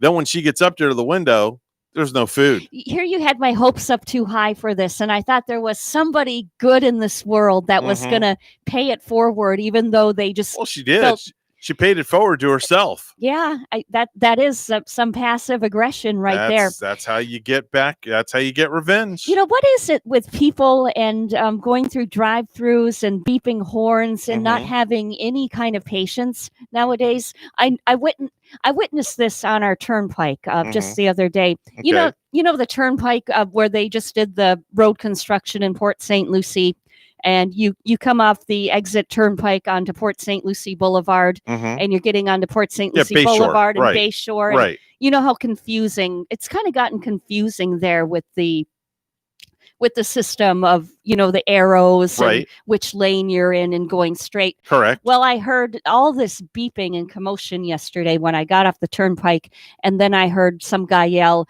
"Go back to Georgia." And I'm thinking, Georgia. yeah, because somebody was confused at that Okay. intersection with Georgia plates. Okay. So I'm considering, I live in this great city of Port St. Lucie. I love my city, but, I can show a little patience for a driver if they're out of state Mhm. and they're not clearly understanding our roadways. True. and This is taking true. A little more. There's no patience anymore. And I just thought that guy yelling out the car window, "Go back to Georgia." That's how road rage starts. was just a little bit. That's how people get killed. That's Yeah. how people get shot. That's how road rage starts. And it upset me because I have relatives in town visiting from Georgia Mhm. who are visiting not far from friends on that turnpike. Yeah, that's entrance. that's not good. Yeah. Let's go to Nebraska, where a man is facing indecent exposure charges after officers say he took off his clothing at two storefronts in front of witnesses. Now, on Tuesday of last week at 9 a.m., Walmart staff called police after a man in the store took off his clothes and while walking around and was yelling naked in the store. Officers arrived Officers arrived and at the end were notified that the man had put shorts on and was running away. Police said the man was then seen removing his clothing and started running to Sam's next door. No, to Sam's Yeah, he Club went to too. Sam's. Well, why not? Okay, so why not go to Walmart, Walmart Sam's. and go to Sam's? Responding officers reported that the man identified as 24-year-old Kyle Schulke tried resisting arrest but was eventually taken into custody. Police said Schulke was taken to the hospital and facing indecent exposure and resisting arrest charges. I mean, he was probably at Walmart trying to buy shorts.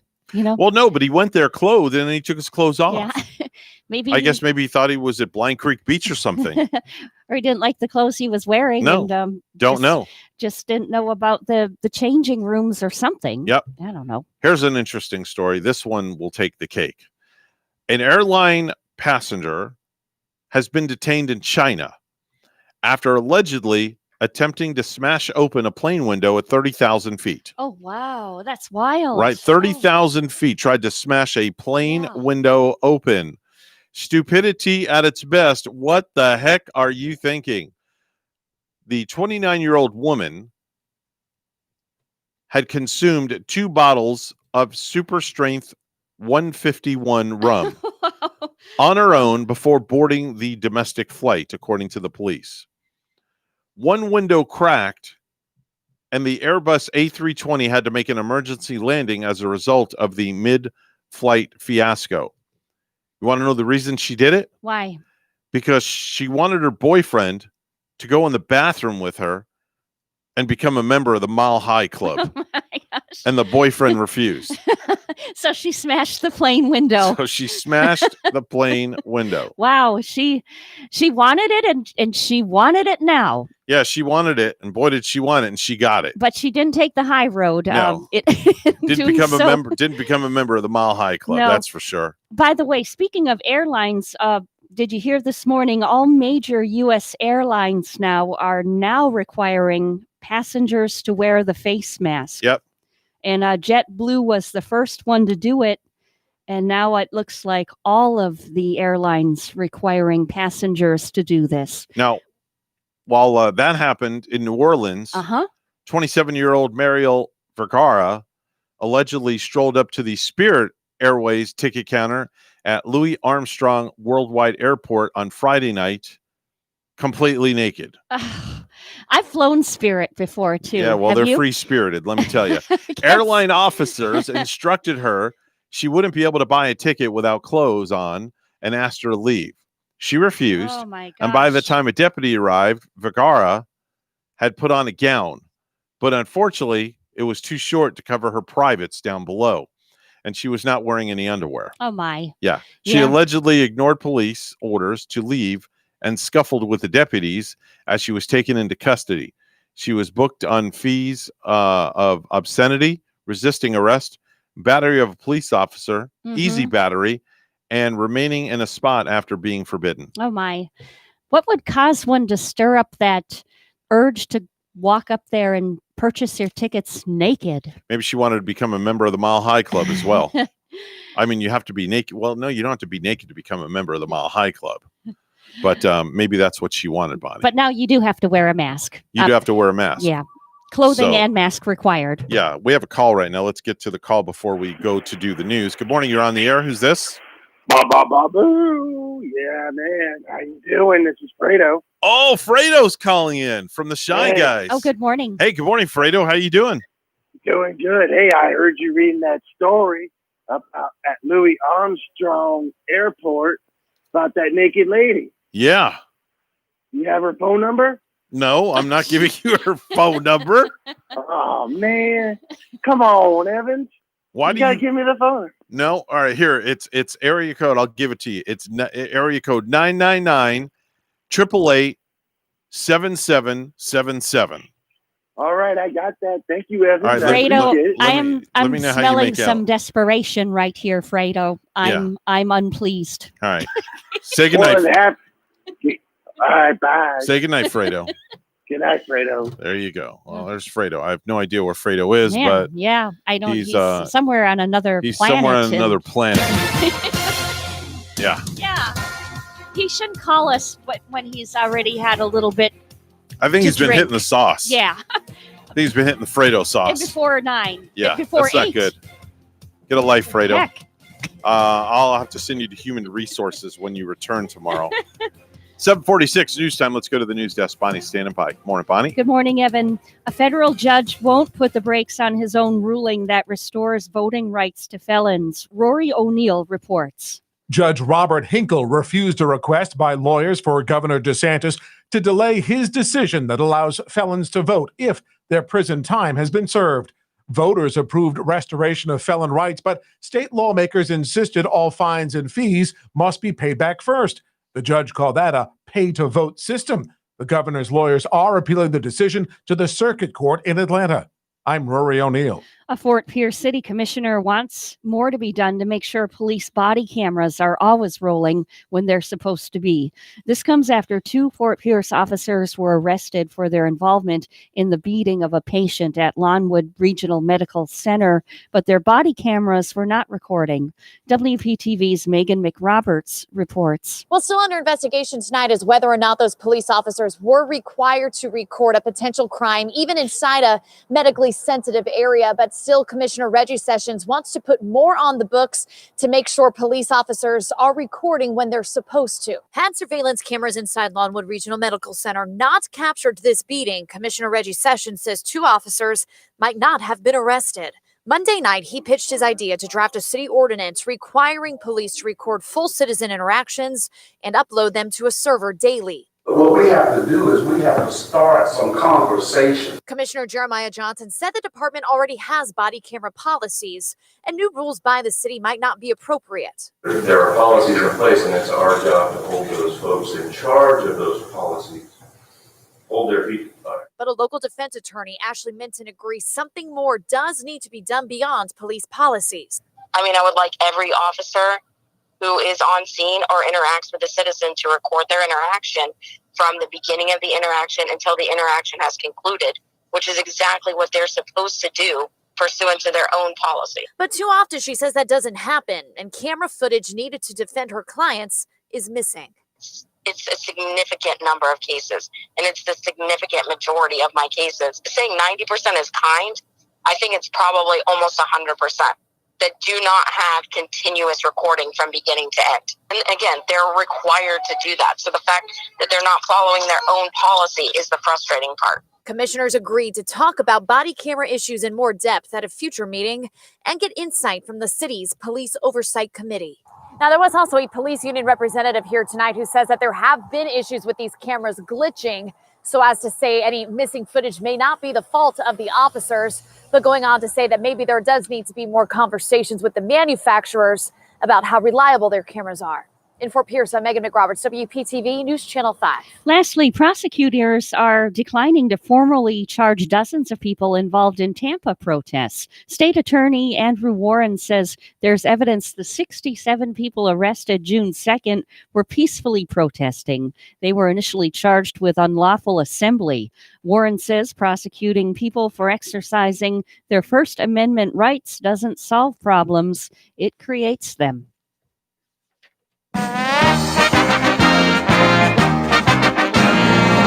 And just when it was starting to look a little more optimistic that pro sports could return, there's this.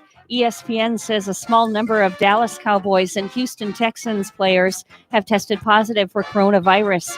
One of them is Cowboys running back Ezekiel Elliott. He wasn't happy that the news leaked, and he tweeted, quote, HIPAA? Of course, that's the Health Insurance Portability and Accountability Act, which is supposed to safeguard the privacy of your medical information. But his agent confirmed the report and said that Ezekiel is feeling fine. It's unclear who the other players are or if their conditions are more serious. News Time 7:50, weather and traffic together are next.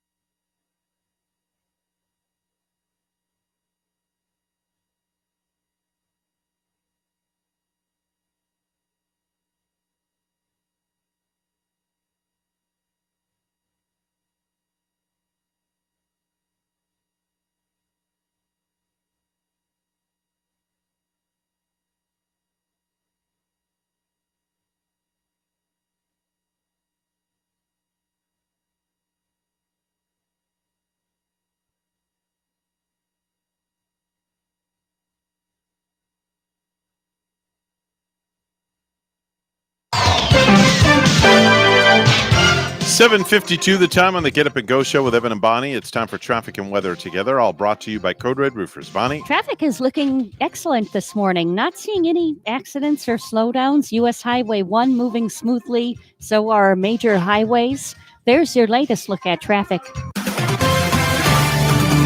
And clear sky, good-looking sunshine in Stewart this morning. It's 73. Here's our forecast at WPTV.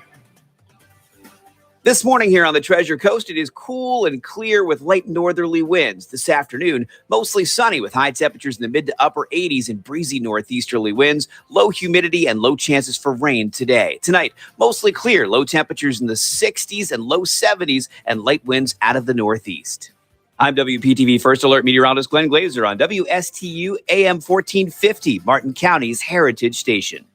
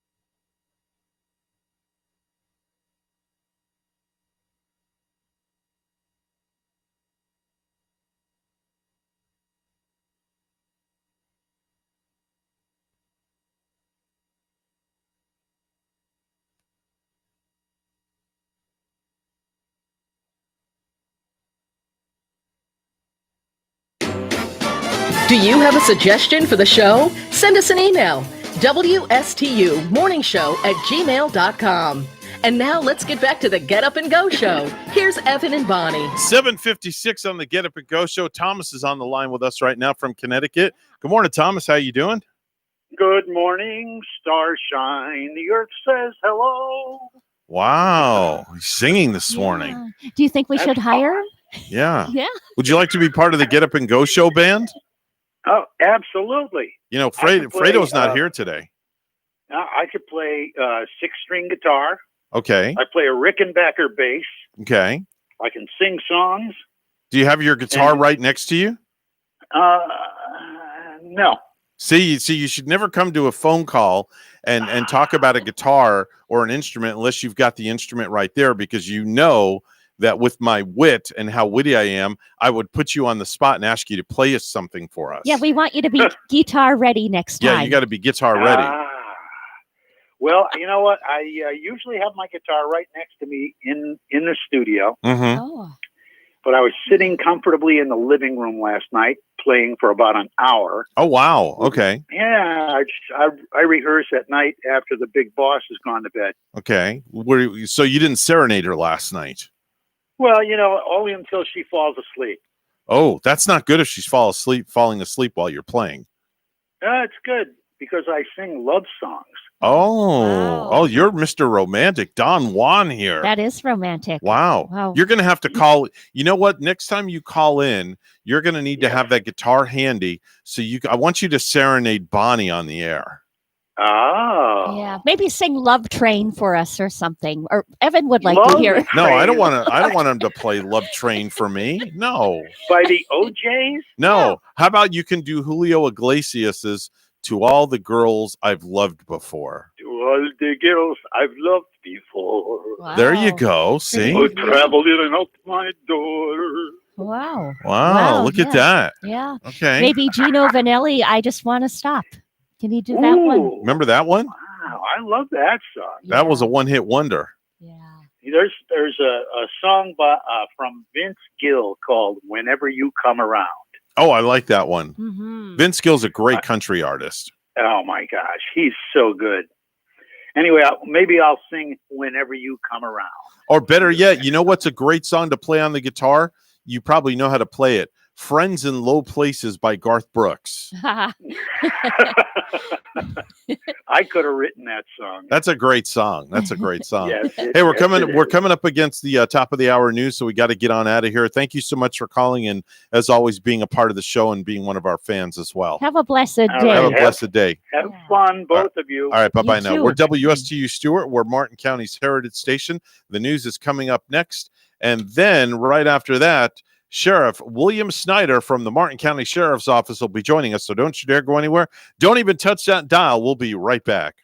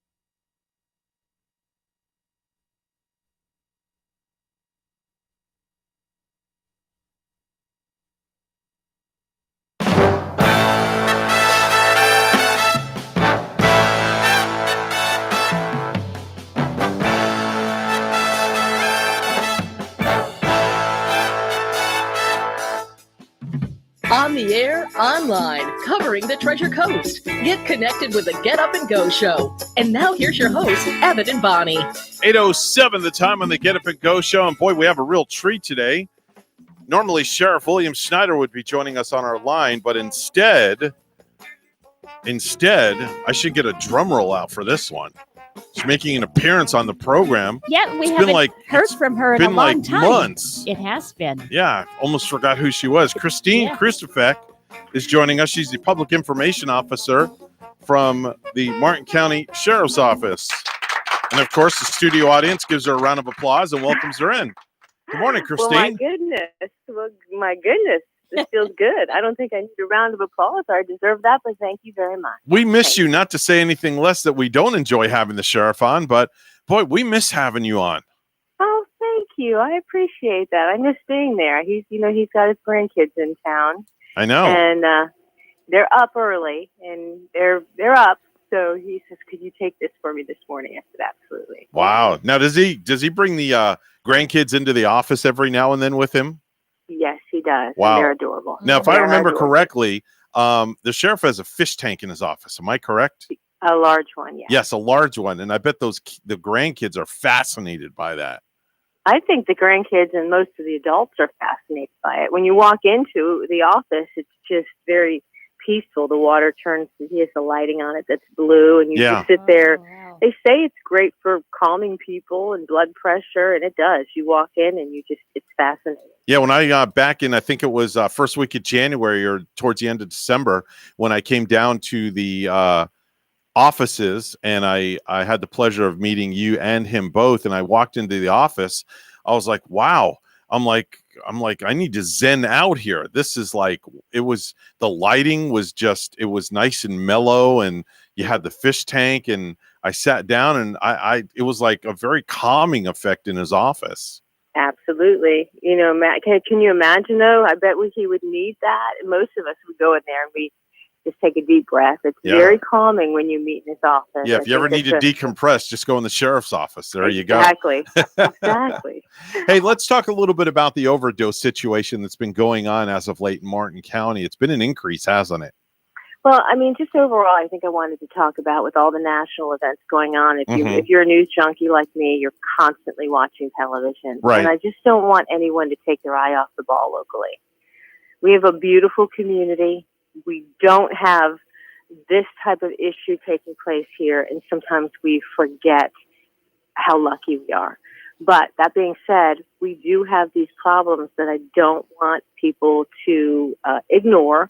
So don't take your eyes off the ball on things like the overdoses. There has been a kind of an alarming increase in the past, I would say 8 weeks. I think we might have had up to 10, wow, which is a substantial number, which puts us at right now. And I just looked on the paperwork for last night. I think we had 2 more.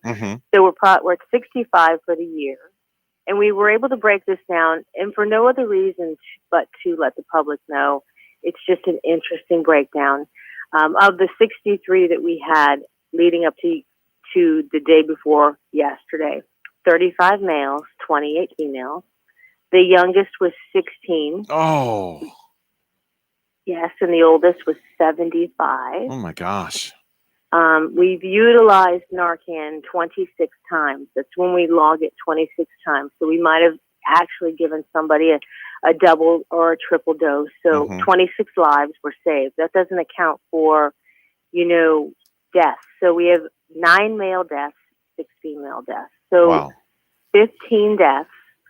And we have saved 26. So we still have a problem, and we really want to take a close look at how we can address that problem. We're looking at heroin, fentanyl, cocaine, Percocet, oxycodone, morphine, meth, a variety of opiates.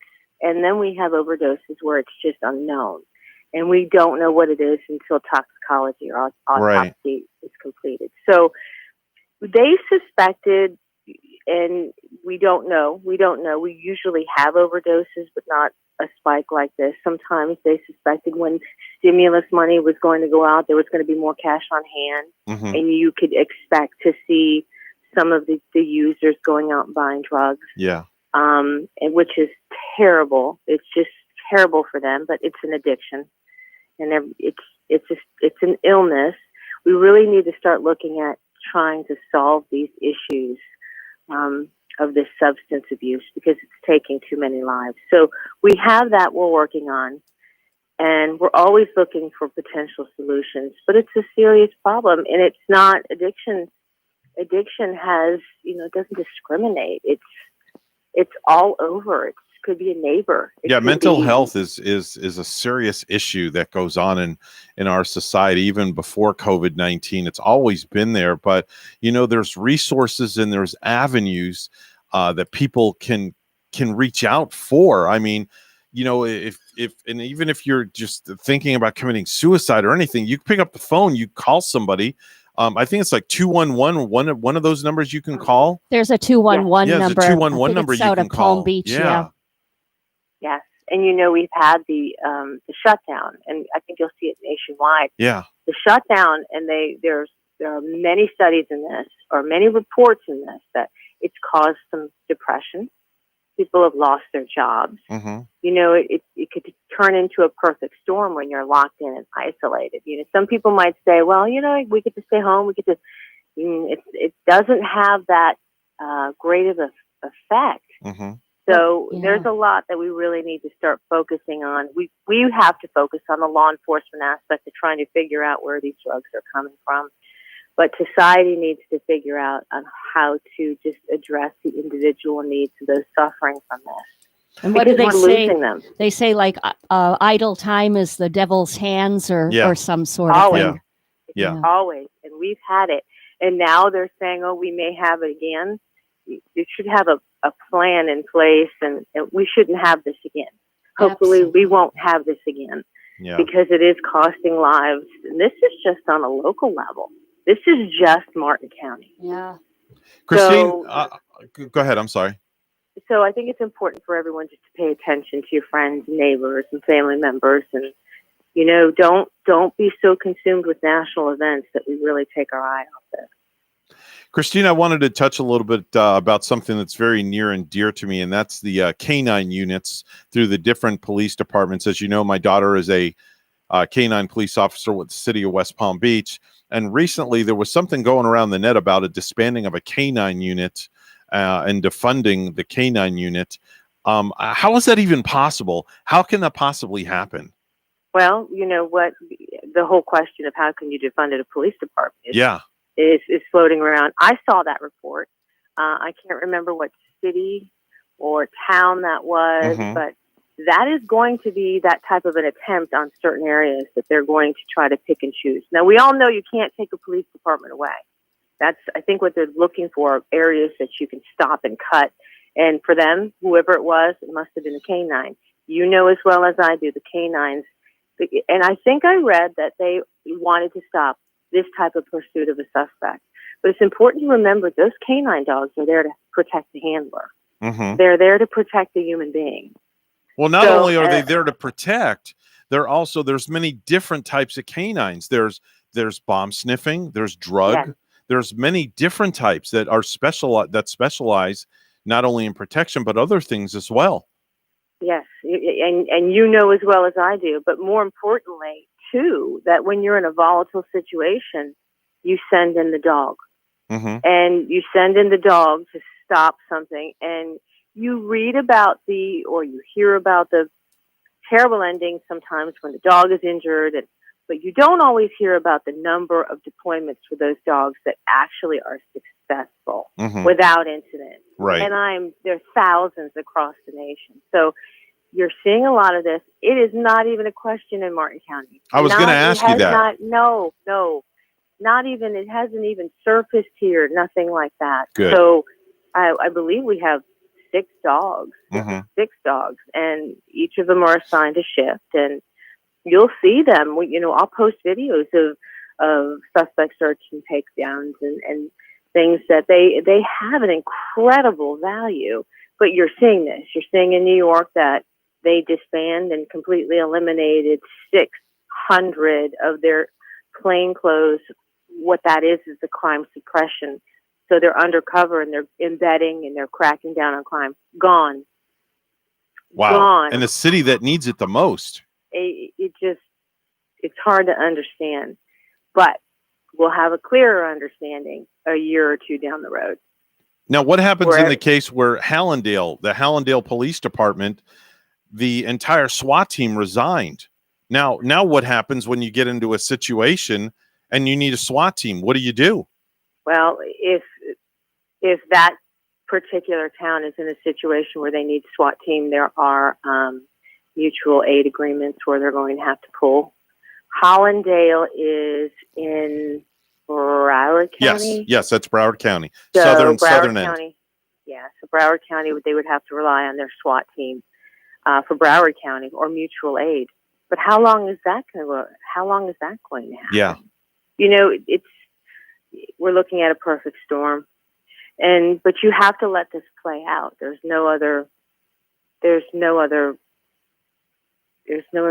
thing to do but let it play out. And I think if agencies or citizens or people feel safer doing certain things like disbanding units, then that's what they're going to do. And then time will tell. We all know that. Time will tell. You also notice you'll have different brands of leadership, different elected officials, and as time goes on, they make their changes. So if you're concerned about that, look at your leaders in that particular area at the time, and you know what you want and you don't want. And it will really be up to the people in this case, and every case across the country. I will say it again. We live in a beautiful community.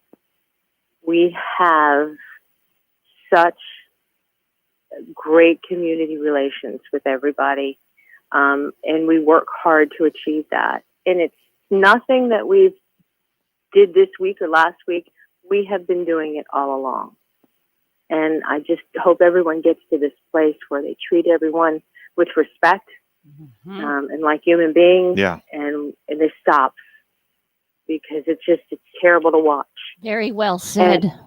Yeah, definitely so. And again, just to kind of reiterate on something you said earlier at the beginning of the conversation, there's so much national stuff that we get wrapped around and just sucked into this whole, you're on CNN, you're on Fox News, you just get so sucked into everything and you forget about what goes on locally or around you, and you become unalert because you're so tunnel visioned in on the tube that people need to remember to keep their eyes open and remain alert at all times.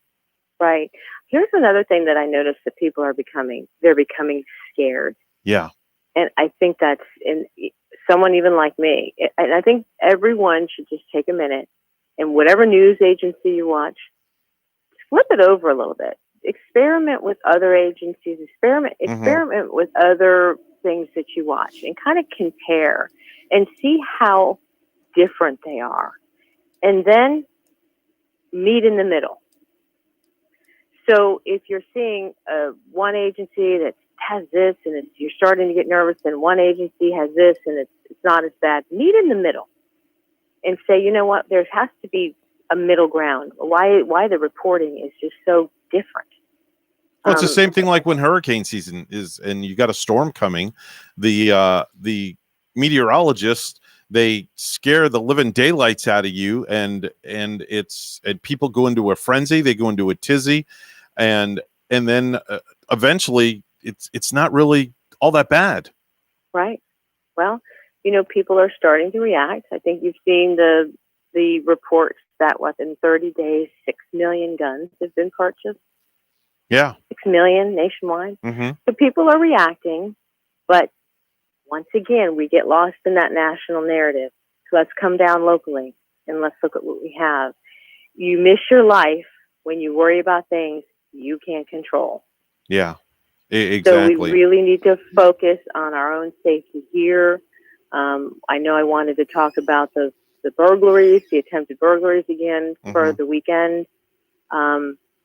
Just keep your eyes open, keep your cameras activated. We had someone going around in Hobe Sound trying to get into homes in the middle of the night. That was captured on camera. People called the police. We were able to set up a perimeter. We got that suspect immediately. Good. Excellent. So, but the rules still apply. This is not, we still want you to, check with your neighbors on where they're going, if they're going to have guests, so you don't. So if they're expecting someone, you know that in the driveway, you know that they belong there. Pay attention to your surroundings. Keep your doors and windows locked. If you see a suspicious person or a car, call 911. That's what we do. Don't keep your keys in the car. We still see a lot of that. People, they'll pull their car into the garage and they'll keep their keys in the car. Mm-hmm. Yeah, and they leave them out in plain view. Yes, plain view. And with the carjacking too, just like leaving the keys or leaving the car running and quickly going into that store. I don't know what someone's thinking when they do that. Yeah. Yeah, that's I don't know what someone's thinking when they do that. Yeah, pardon me for saying this, but you can't fix stupid. So that's the way I feel. You can try to tell people, you could show people, but it's not that kind of world today where we can, be too comfortable. Hopefully someday it will turn into that kind of world or society. But once again, we live in a beautiful community here, so let's focus on what we have going on. It's okay to watch what's happening, and let's try to keep it out of this area. Hopefully it doesn't happen.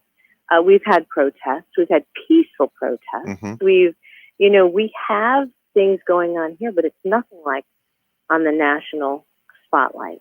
Yeah. So we should all be grateful for that. Definitely. Very special guest joining us this morning. It's very rare we get her on the program. Christine Crucifix. She is the Public Information Officer for the Martin County Sheriff's Office. Yes, she has a big set of shoes to fill because she has a big responsibility. But when we do get her from time to time, we try to keep her on as much as we can. And we really enjoy having you on, Christine. It's always our pleasure to have you on the program. And next week, you and we're going to go to lunch and we're going to just sit and shoot the gab without a doubt. Absolutely. Absolutely. All right. Thanks so much for joining. I really appreciate you. Thank you. Have a great day. Have a great day. God bless. 8:23, 8:24 actually right now. Boy, way behind. News time. Let's go to the news desk where Bonnie's standing by. Good morning, Bonnie. Good morning, Evan. A Supreme Court ruling that found people cannot be fired because of their sexual orientation is a cause for celebration at Equality, Florida.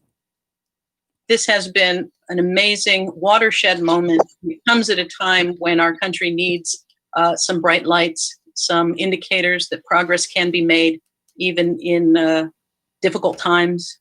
Executive Director Nadine Smith says they will continue to push state lawmakers to approve workforce protection for the LGBTQ community. Many gay rights advocates were surprised by the court's 6-3 decision. Major wireless carriers are experiencing outages throughout the United States. According to service tracker Down Detector, T-Mobile began experiencing outages at 12:42 yesterday afternoon, and by 110,822 users were experiencing problems. WPTV's John Shaman has the details. A widespread T-Mobile service outage will be investigated by the Federal Communications Commission. Thousands of customers couldn't make calls or use data today. The FCC called the outage unacceptable. Customers with AT&T, Verizon, and Sprint also reported service outages. Those wireless carriers pointed to T-Mobile as the cause of the problems that their consumers were experiencing. 3 NYPD officers were taken to the hospital after dining at a Shake Shack, police said. Chief of Detectives Rodney Harrison tweeted that after a thorough investigation, the NYPD found no criminality by Shake Shack's employees. Reports say that it appears to be a case of an improperly cleaned machine. Residue from a cleaning agent or bleach was still inside. All the officers were taken to the hospital and released a short time later, officials said. Shake Shack later said in a statement that they were horrified by the reports of the officers getting sickened and that they were working with police in their investigation.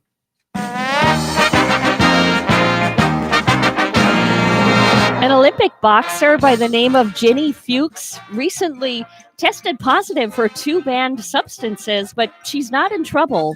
Why? Because she claimed that her boyfriend unknowingly passed them to her during unprotected sex, and the U.S. Anti-Doping Agency bought it. Ginny says, quote, I had no idea that I could become contaminated by way of intimate contact with another person. I want to thank USA Boxing for believing in me and supporting me throughout these past few difficult months. News time is 8:26. Weather and traffic together are next.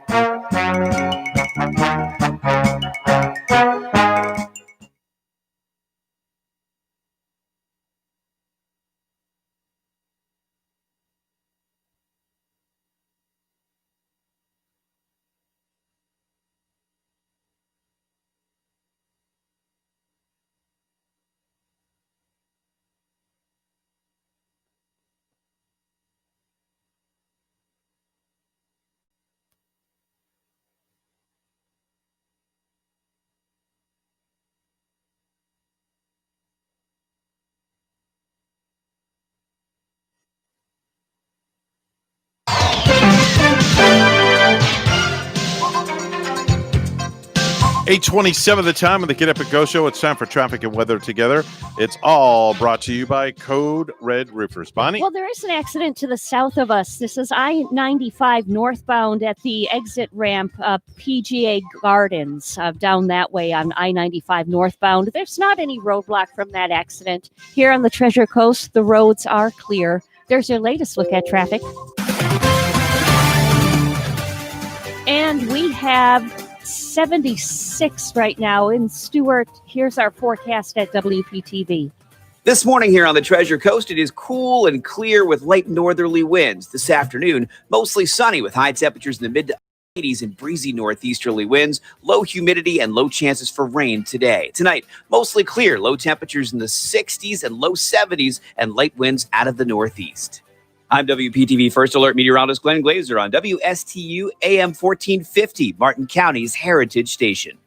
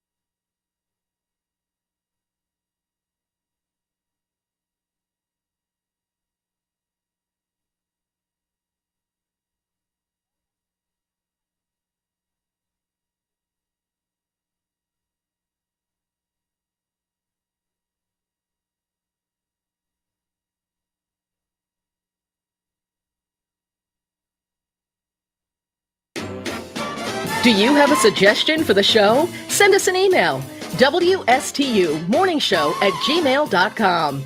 And now let's get back to the Get Up and Go show. Here's Evan and Bonnie. 8:30 on the dot right now. Timing couldn't be any more perfect to bring in Randy Siegel right now and find out what's going on in outer space. Randy, good morning. How are you doing? Doing very well, young man. Well, today in history, 1963. That's when the then Soviet Union placed into orbit its Vostok 6 spacecraft. Vostok 6 was the spacecraft that brought Valentina Tereshkova into orbit, the first female to fly in space, and at that time, the only female that was in the space program. She spent 2 days in orbit, and when she got back, she let them know she was not too happy about being in orbit. She had a lot of problems while she was up there, and as a result, the Russians were not to fly another female cosmonaut for many, many years. In fact, even to today, there are very few women in the Russian cosmonaut program. In 2012, the Chinese showed that they could put up more people into orbit. And they put into orbit their Shenzhou 9 spacecraft. It was the fourth crewed flight of the Shenzhou program. And Shenzhou 9 was the second spacecraft and the first crewed spacecraft to dock with their Tiangong 1 space station. The female astronaut, Lu Yang, was the first woman to fly in space for China. She was accompanied on her flight by a repeat astronaut. The first astronaut for the Chinese to fly 2 missions was Jing Haipeng, who was the commander of that mission. And the other member of it was Lao Yang. So the 3 of them spent time in space in the Russian space station. The astronauts on board the International Space Station continue to do good work. 3 NASA astronauts teamed up to work on hardware and review plans for 2 spacewalks that are planned for the end of this month. Commander Chris Cassidy and flight engineer Bob Benton checked out recharging batteries that'll power up U.S. spacesuit components.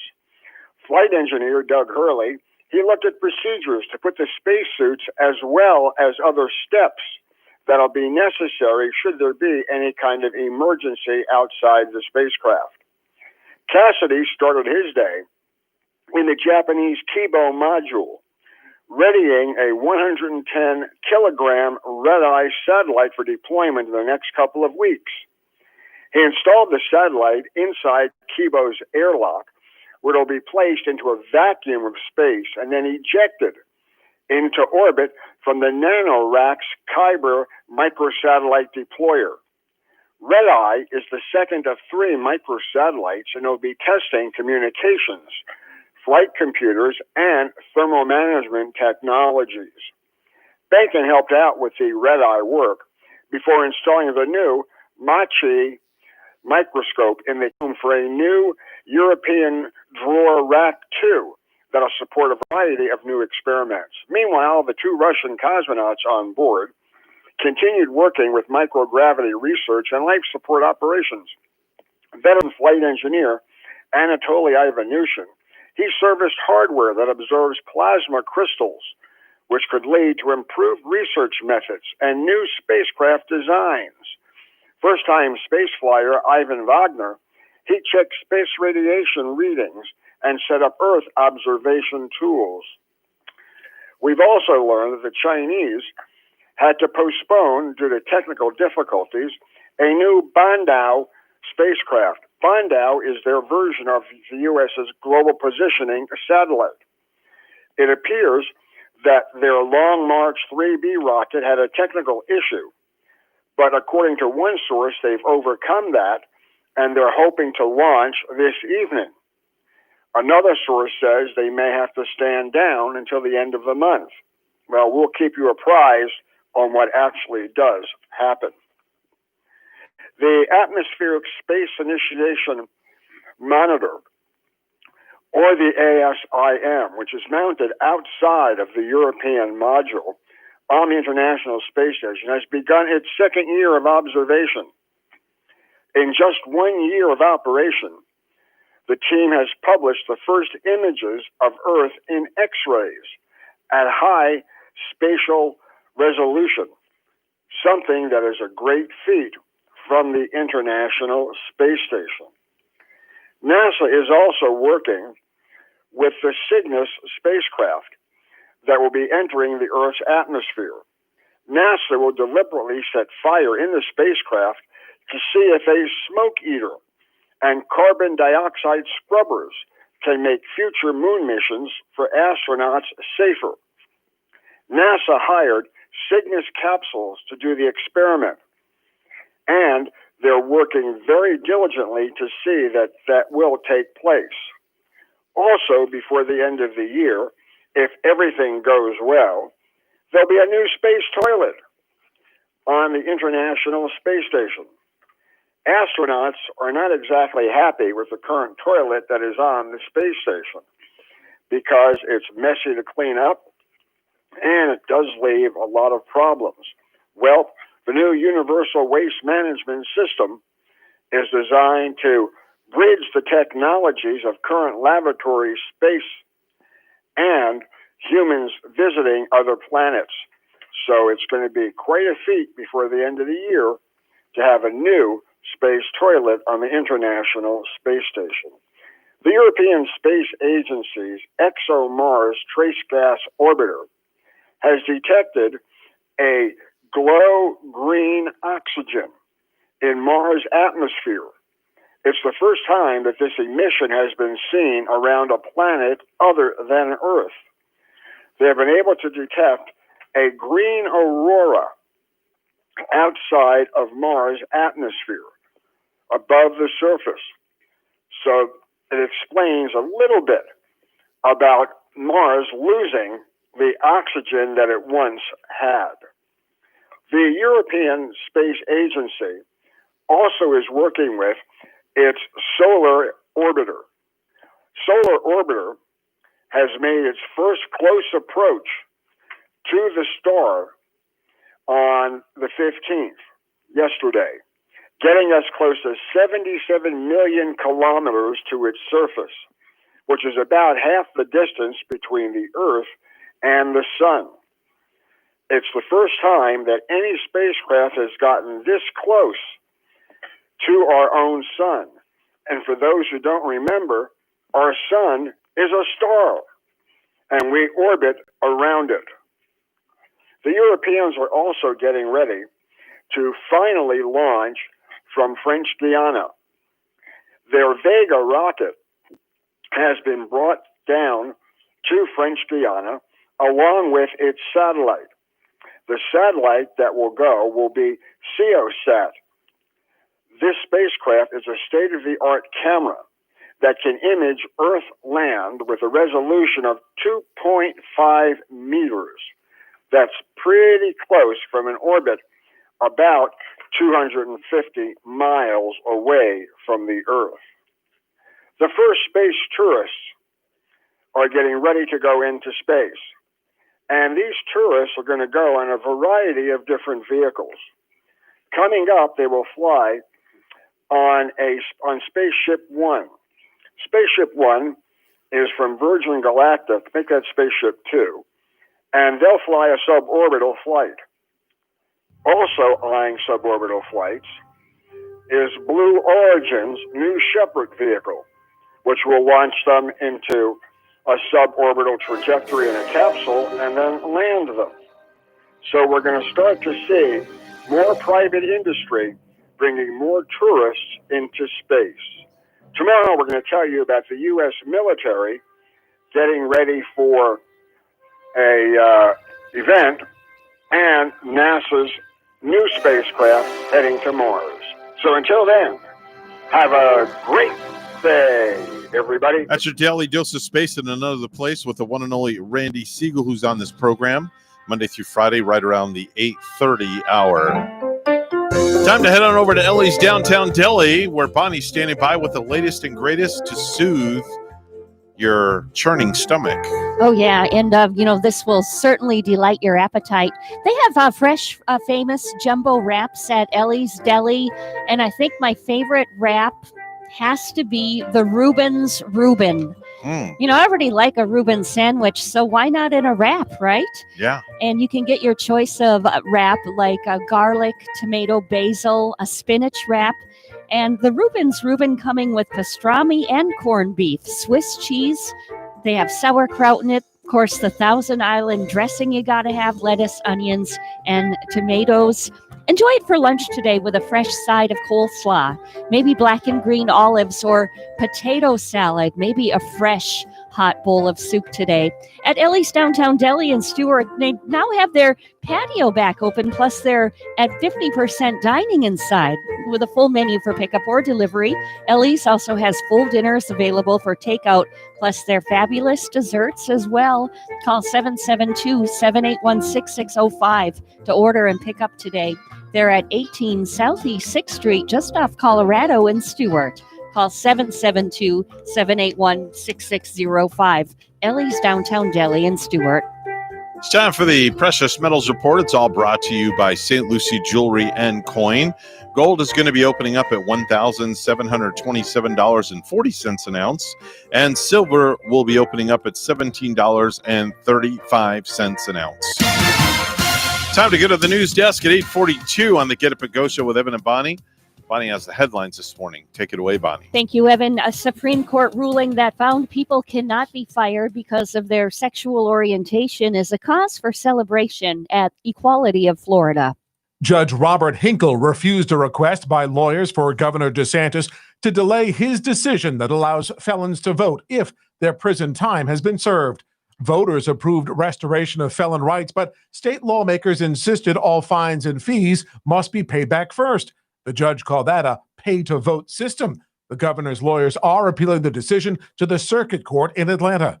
I'm Rory O'Neill. And that story extending from the federal judge not putting the brakes on his own ruling that restores voting rights to felons. A Fort Pierce City Commissioner wants more to be done to make sure police body cameras are always rolling when they're supposed to be.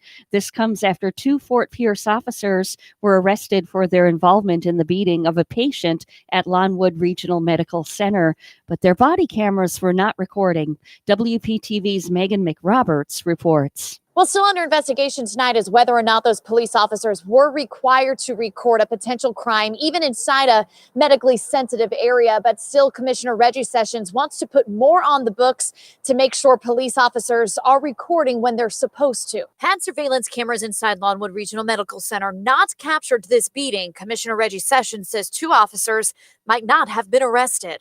Monday night, he pitched his idea to draft a city ordinance requiring police to record full citizen interactions and upload them to a server daily. But what we have to do is we have to start some conversation. Commissioner Jeremiah Johnson said the department already has body camera policies, and new rules by the city might not be appropriate. There are policies in place, and it's our job to hold those folks in charge of those policies, hold their feet to the fire. But a local defense attorney, Ashley Minton, agrees something more does need to be done beyond police policies. I mean, I would like every officer who is on scene or interacts with a citizen to record their interaction from the beginning of the interaction until the interaction has concluded, which is exactly what they're supposed to do pursuant to their own policy. But too often, she says that doesn't happen, and camera footage needed to defend her clients is missing. It's a significant number of cases, and it's the significant majority of my cases. Saying 90% is kind, I think it's probably almost 100% that do not have continuous recording from beginning to end. And again, they're required to do that. So the fact that they're not following their own policy is the frustrating part. Commissioners agreed to talk about body camera issues in more depth at a future meeting and get insight from the city's Police Oversight Committee. Now, there was also a police union representative here tonight who says that there have been issues with these cameras glitching, so as to say any missing footage may not be the fault of the officers, but going on to say that maybe there does need to be more conversations with the manufacturers about how reliable their cameras are.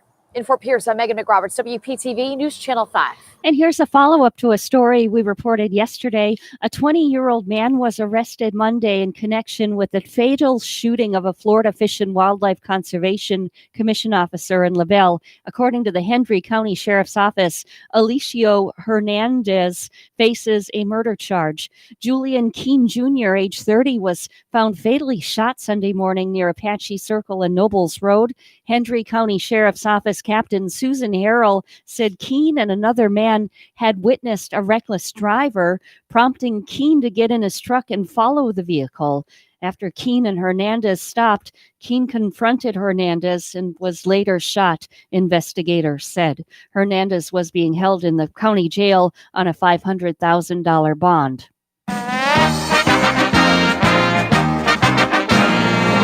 According to ESPN, a small number of Dallas Cowboys and Houston Texans players have tested positive for the coronavirus, including Cowboys running back Ezekiel Elliott.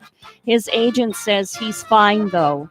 It's unclear who the other players are or if their conditions are more serious.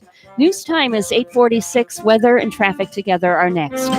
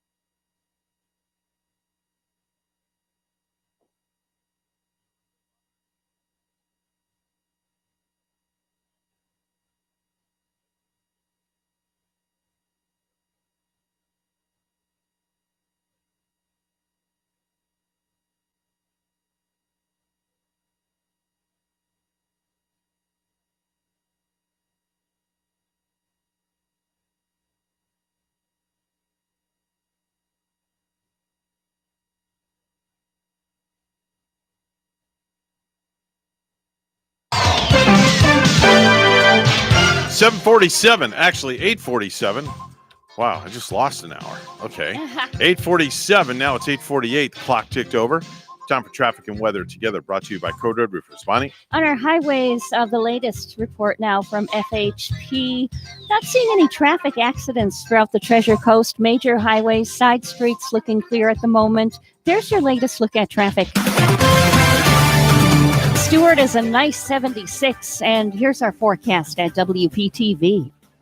This morning here on the Treasure Coast, it is cool and clear with light northerly winds. This afternoon, mostly sunny with high temperatures in the mid to upper 80s and breezy northeasterly winds, low humidity and low chances for rain today. Tonight, mostly clear, low temperatures in the 60s and low 70s and light winds out of the northeast. I'm WPTV First Alert meteorologist Glenn Glazer on WSTU AM 1450, Martin County's Heritage Station.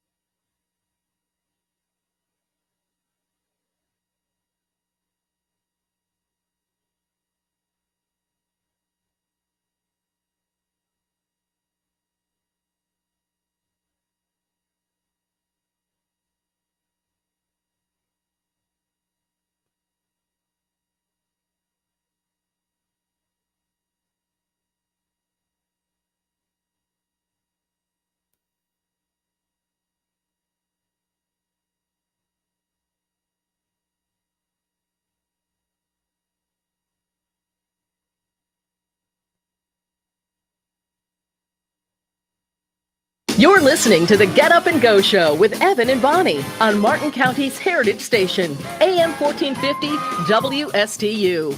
Now let's get back to the program with Evan and Bonnie. All right, let's keep this train wreck moving. You should be ashamed of yourself. You're right. Train wreck? Oh, where'd they get that from, Bonnie? I don't feel like We're not a train wreck. I don't feel like we've had it all morning. We're not a hot mess. No. We're right on course. Well, sometimes my hair is, but, that's... It's all right. Your hair looks fine. We have a phone call right now. Hi, good morning. You're on the air with Evan and Bonnie. Who's this?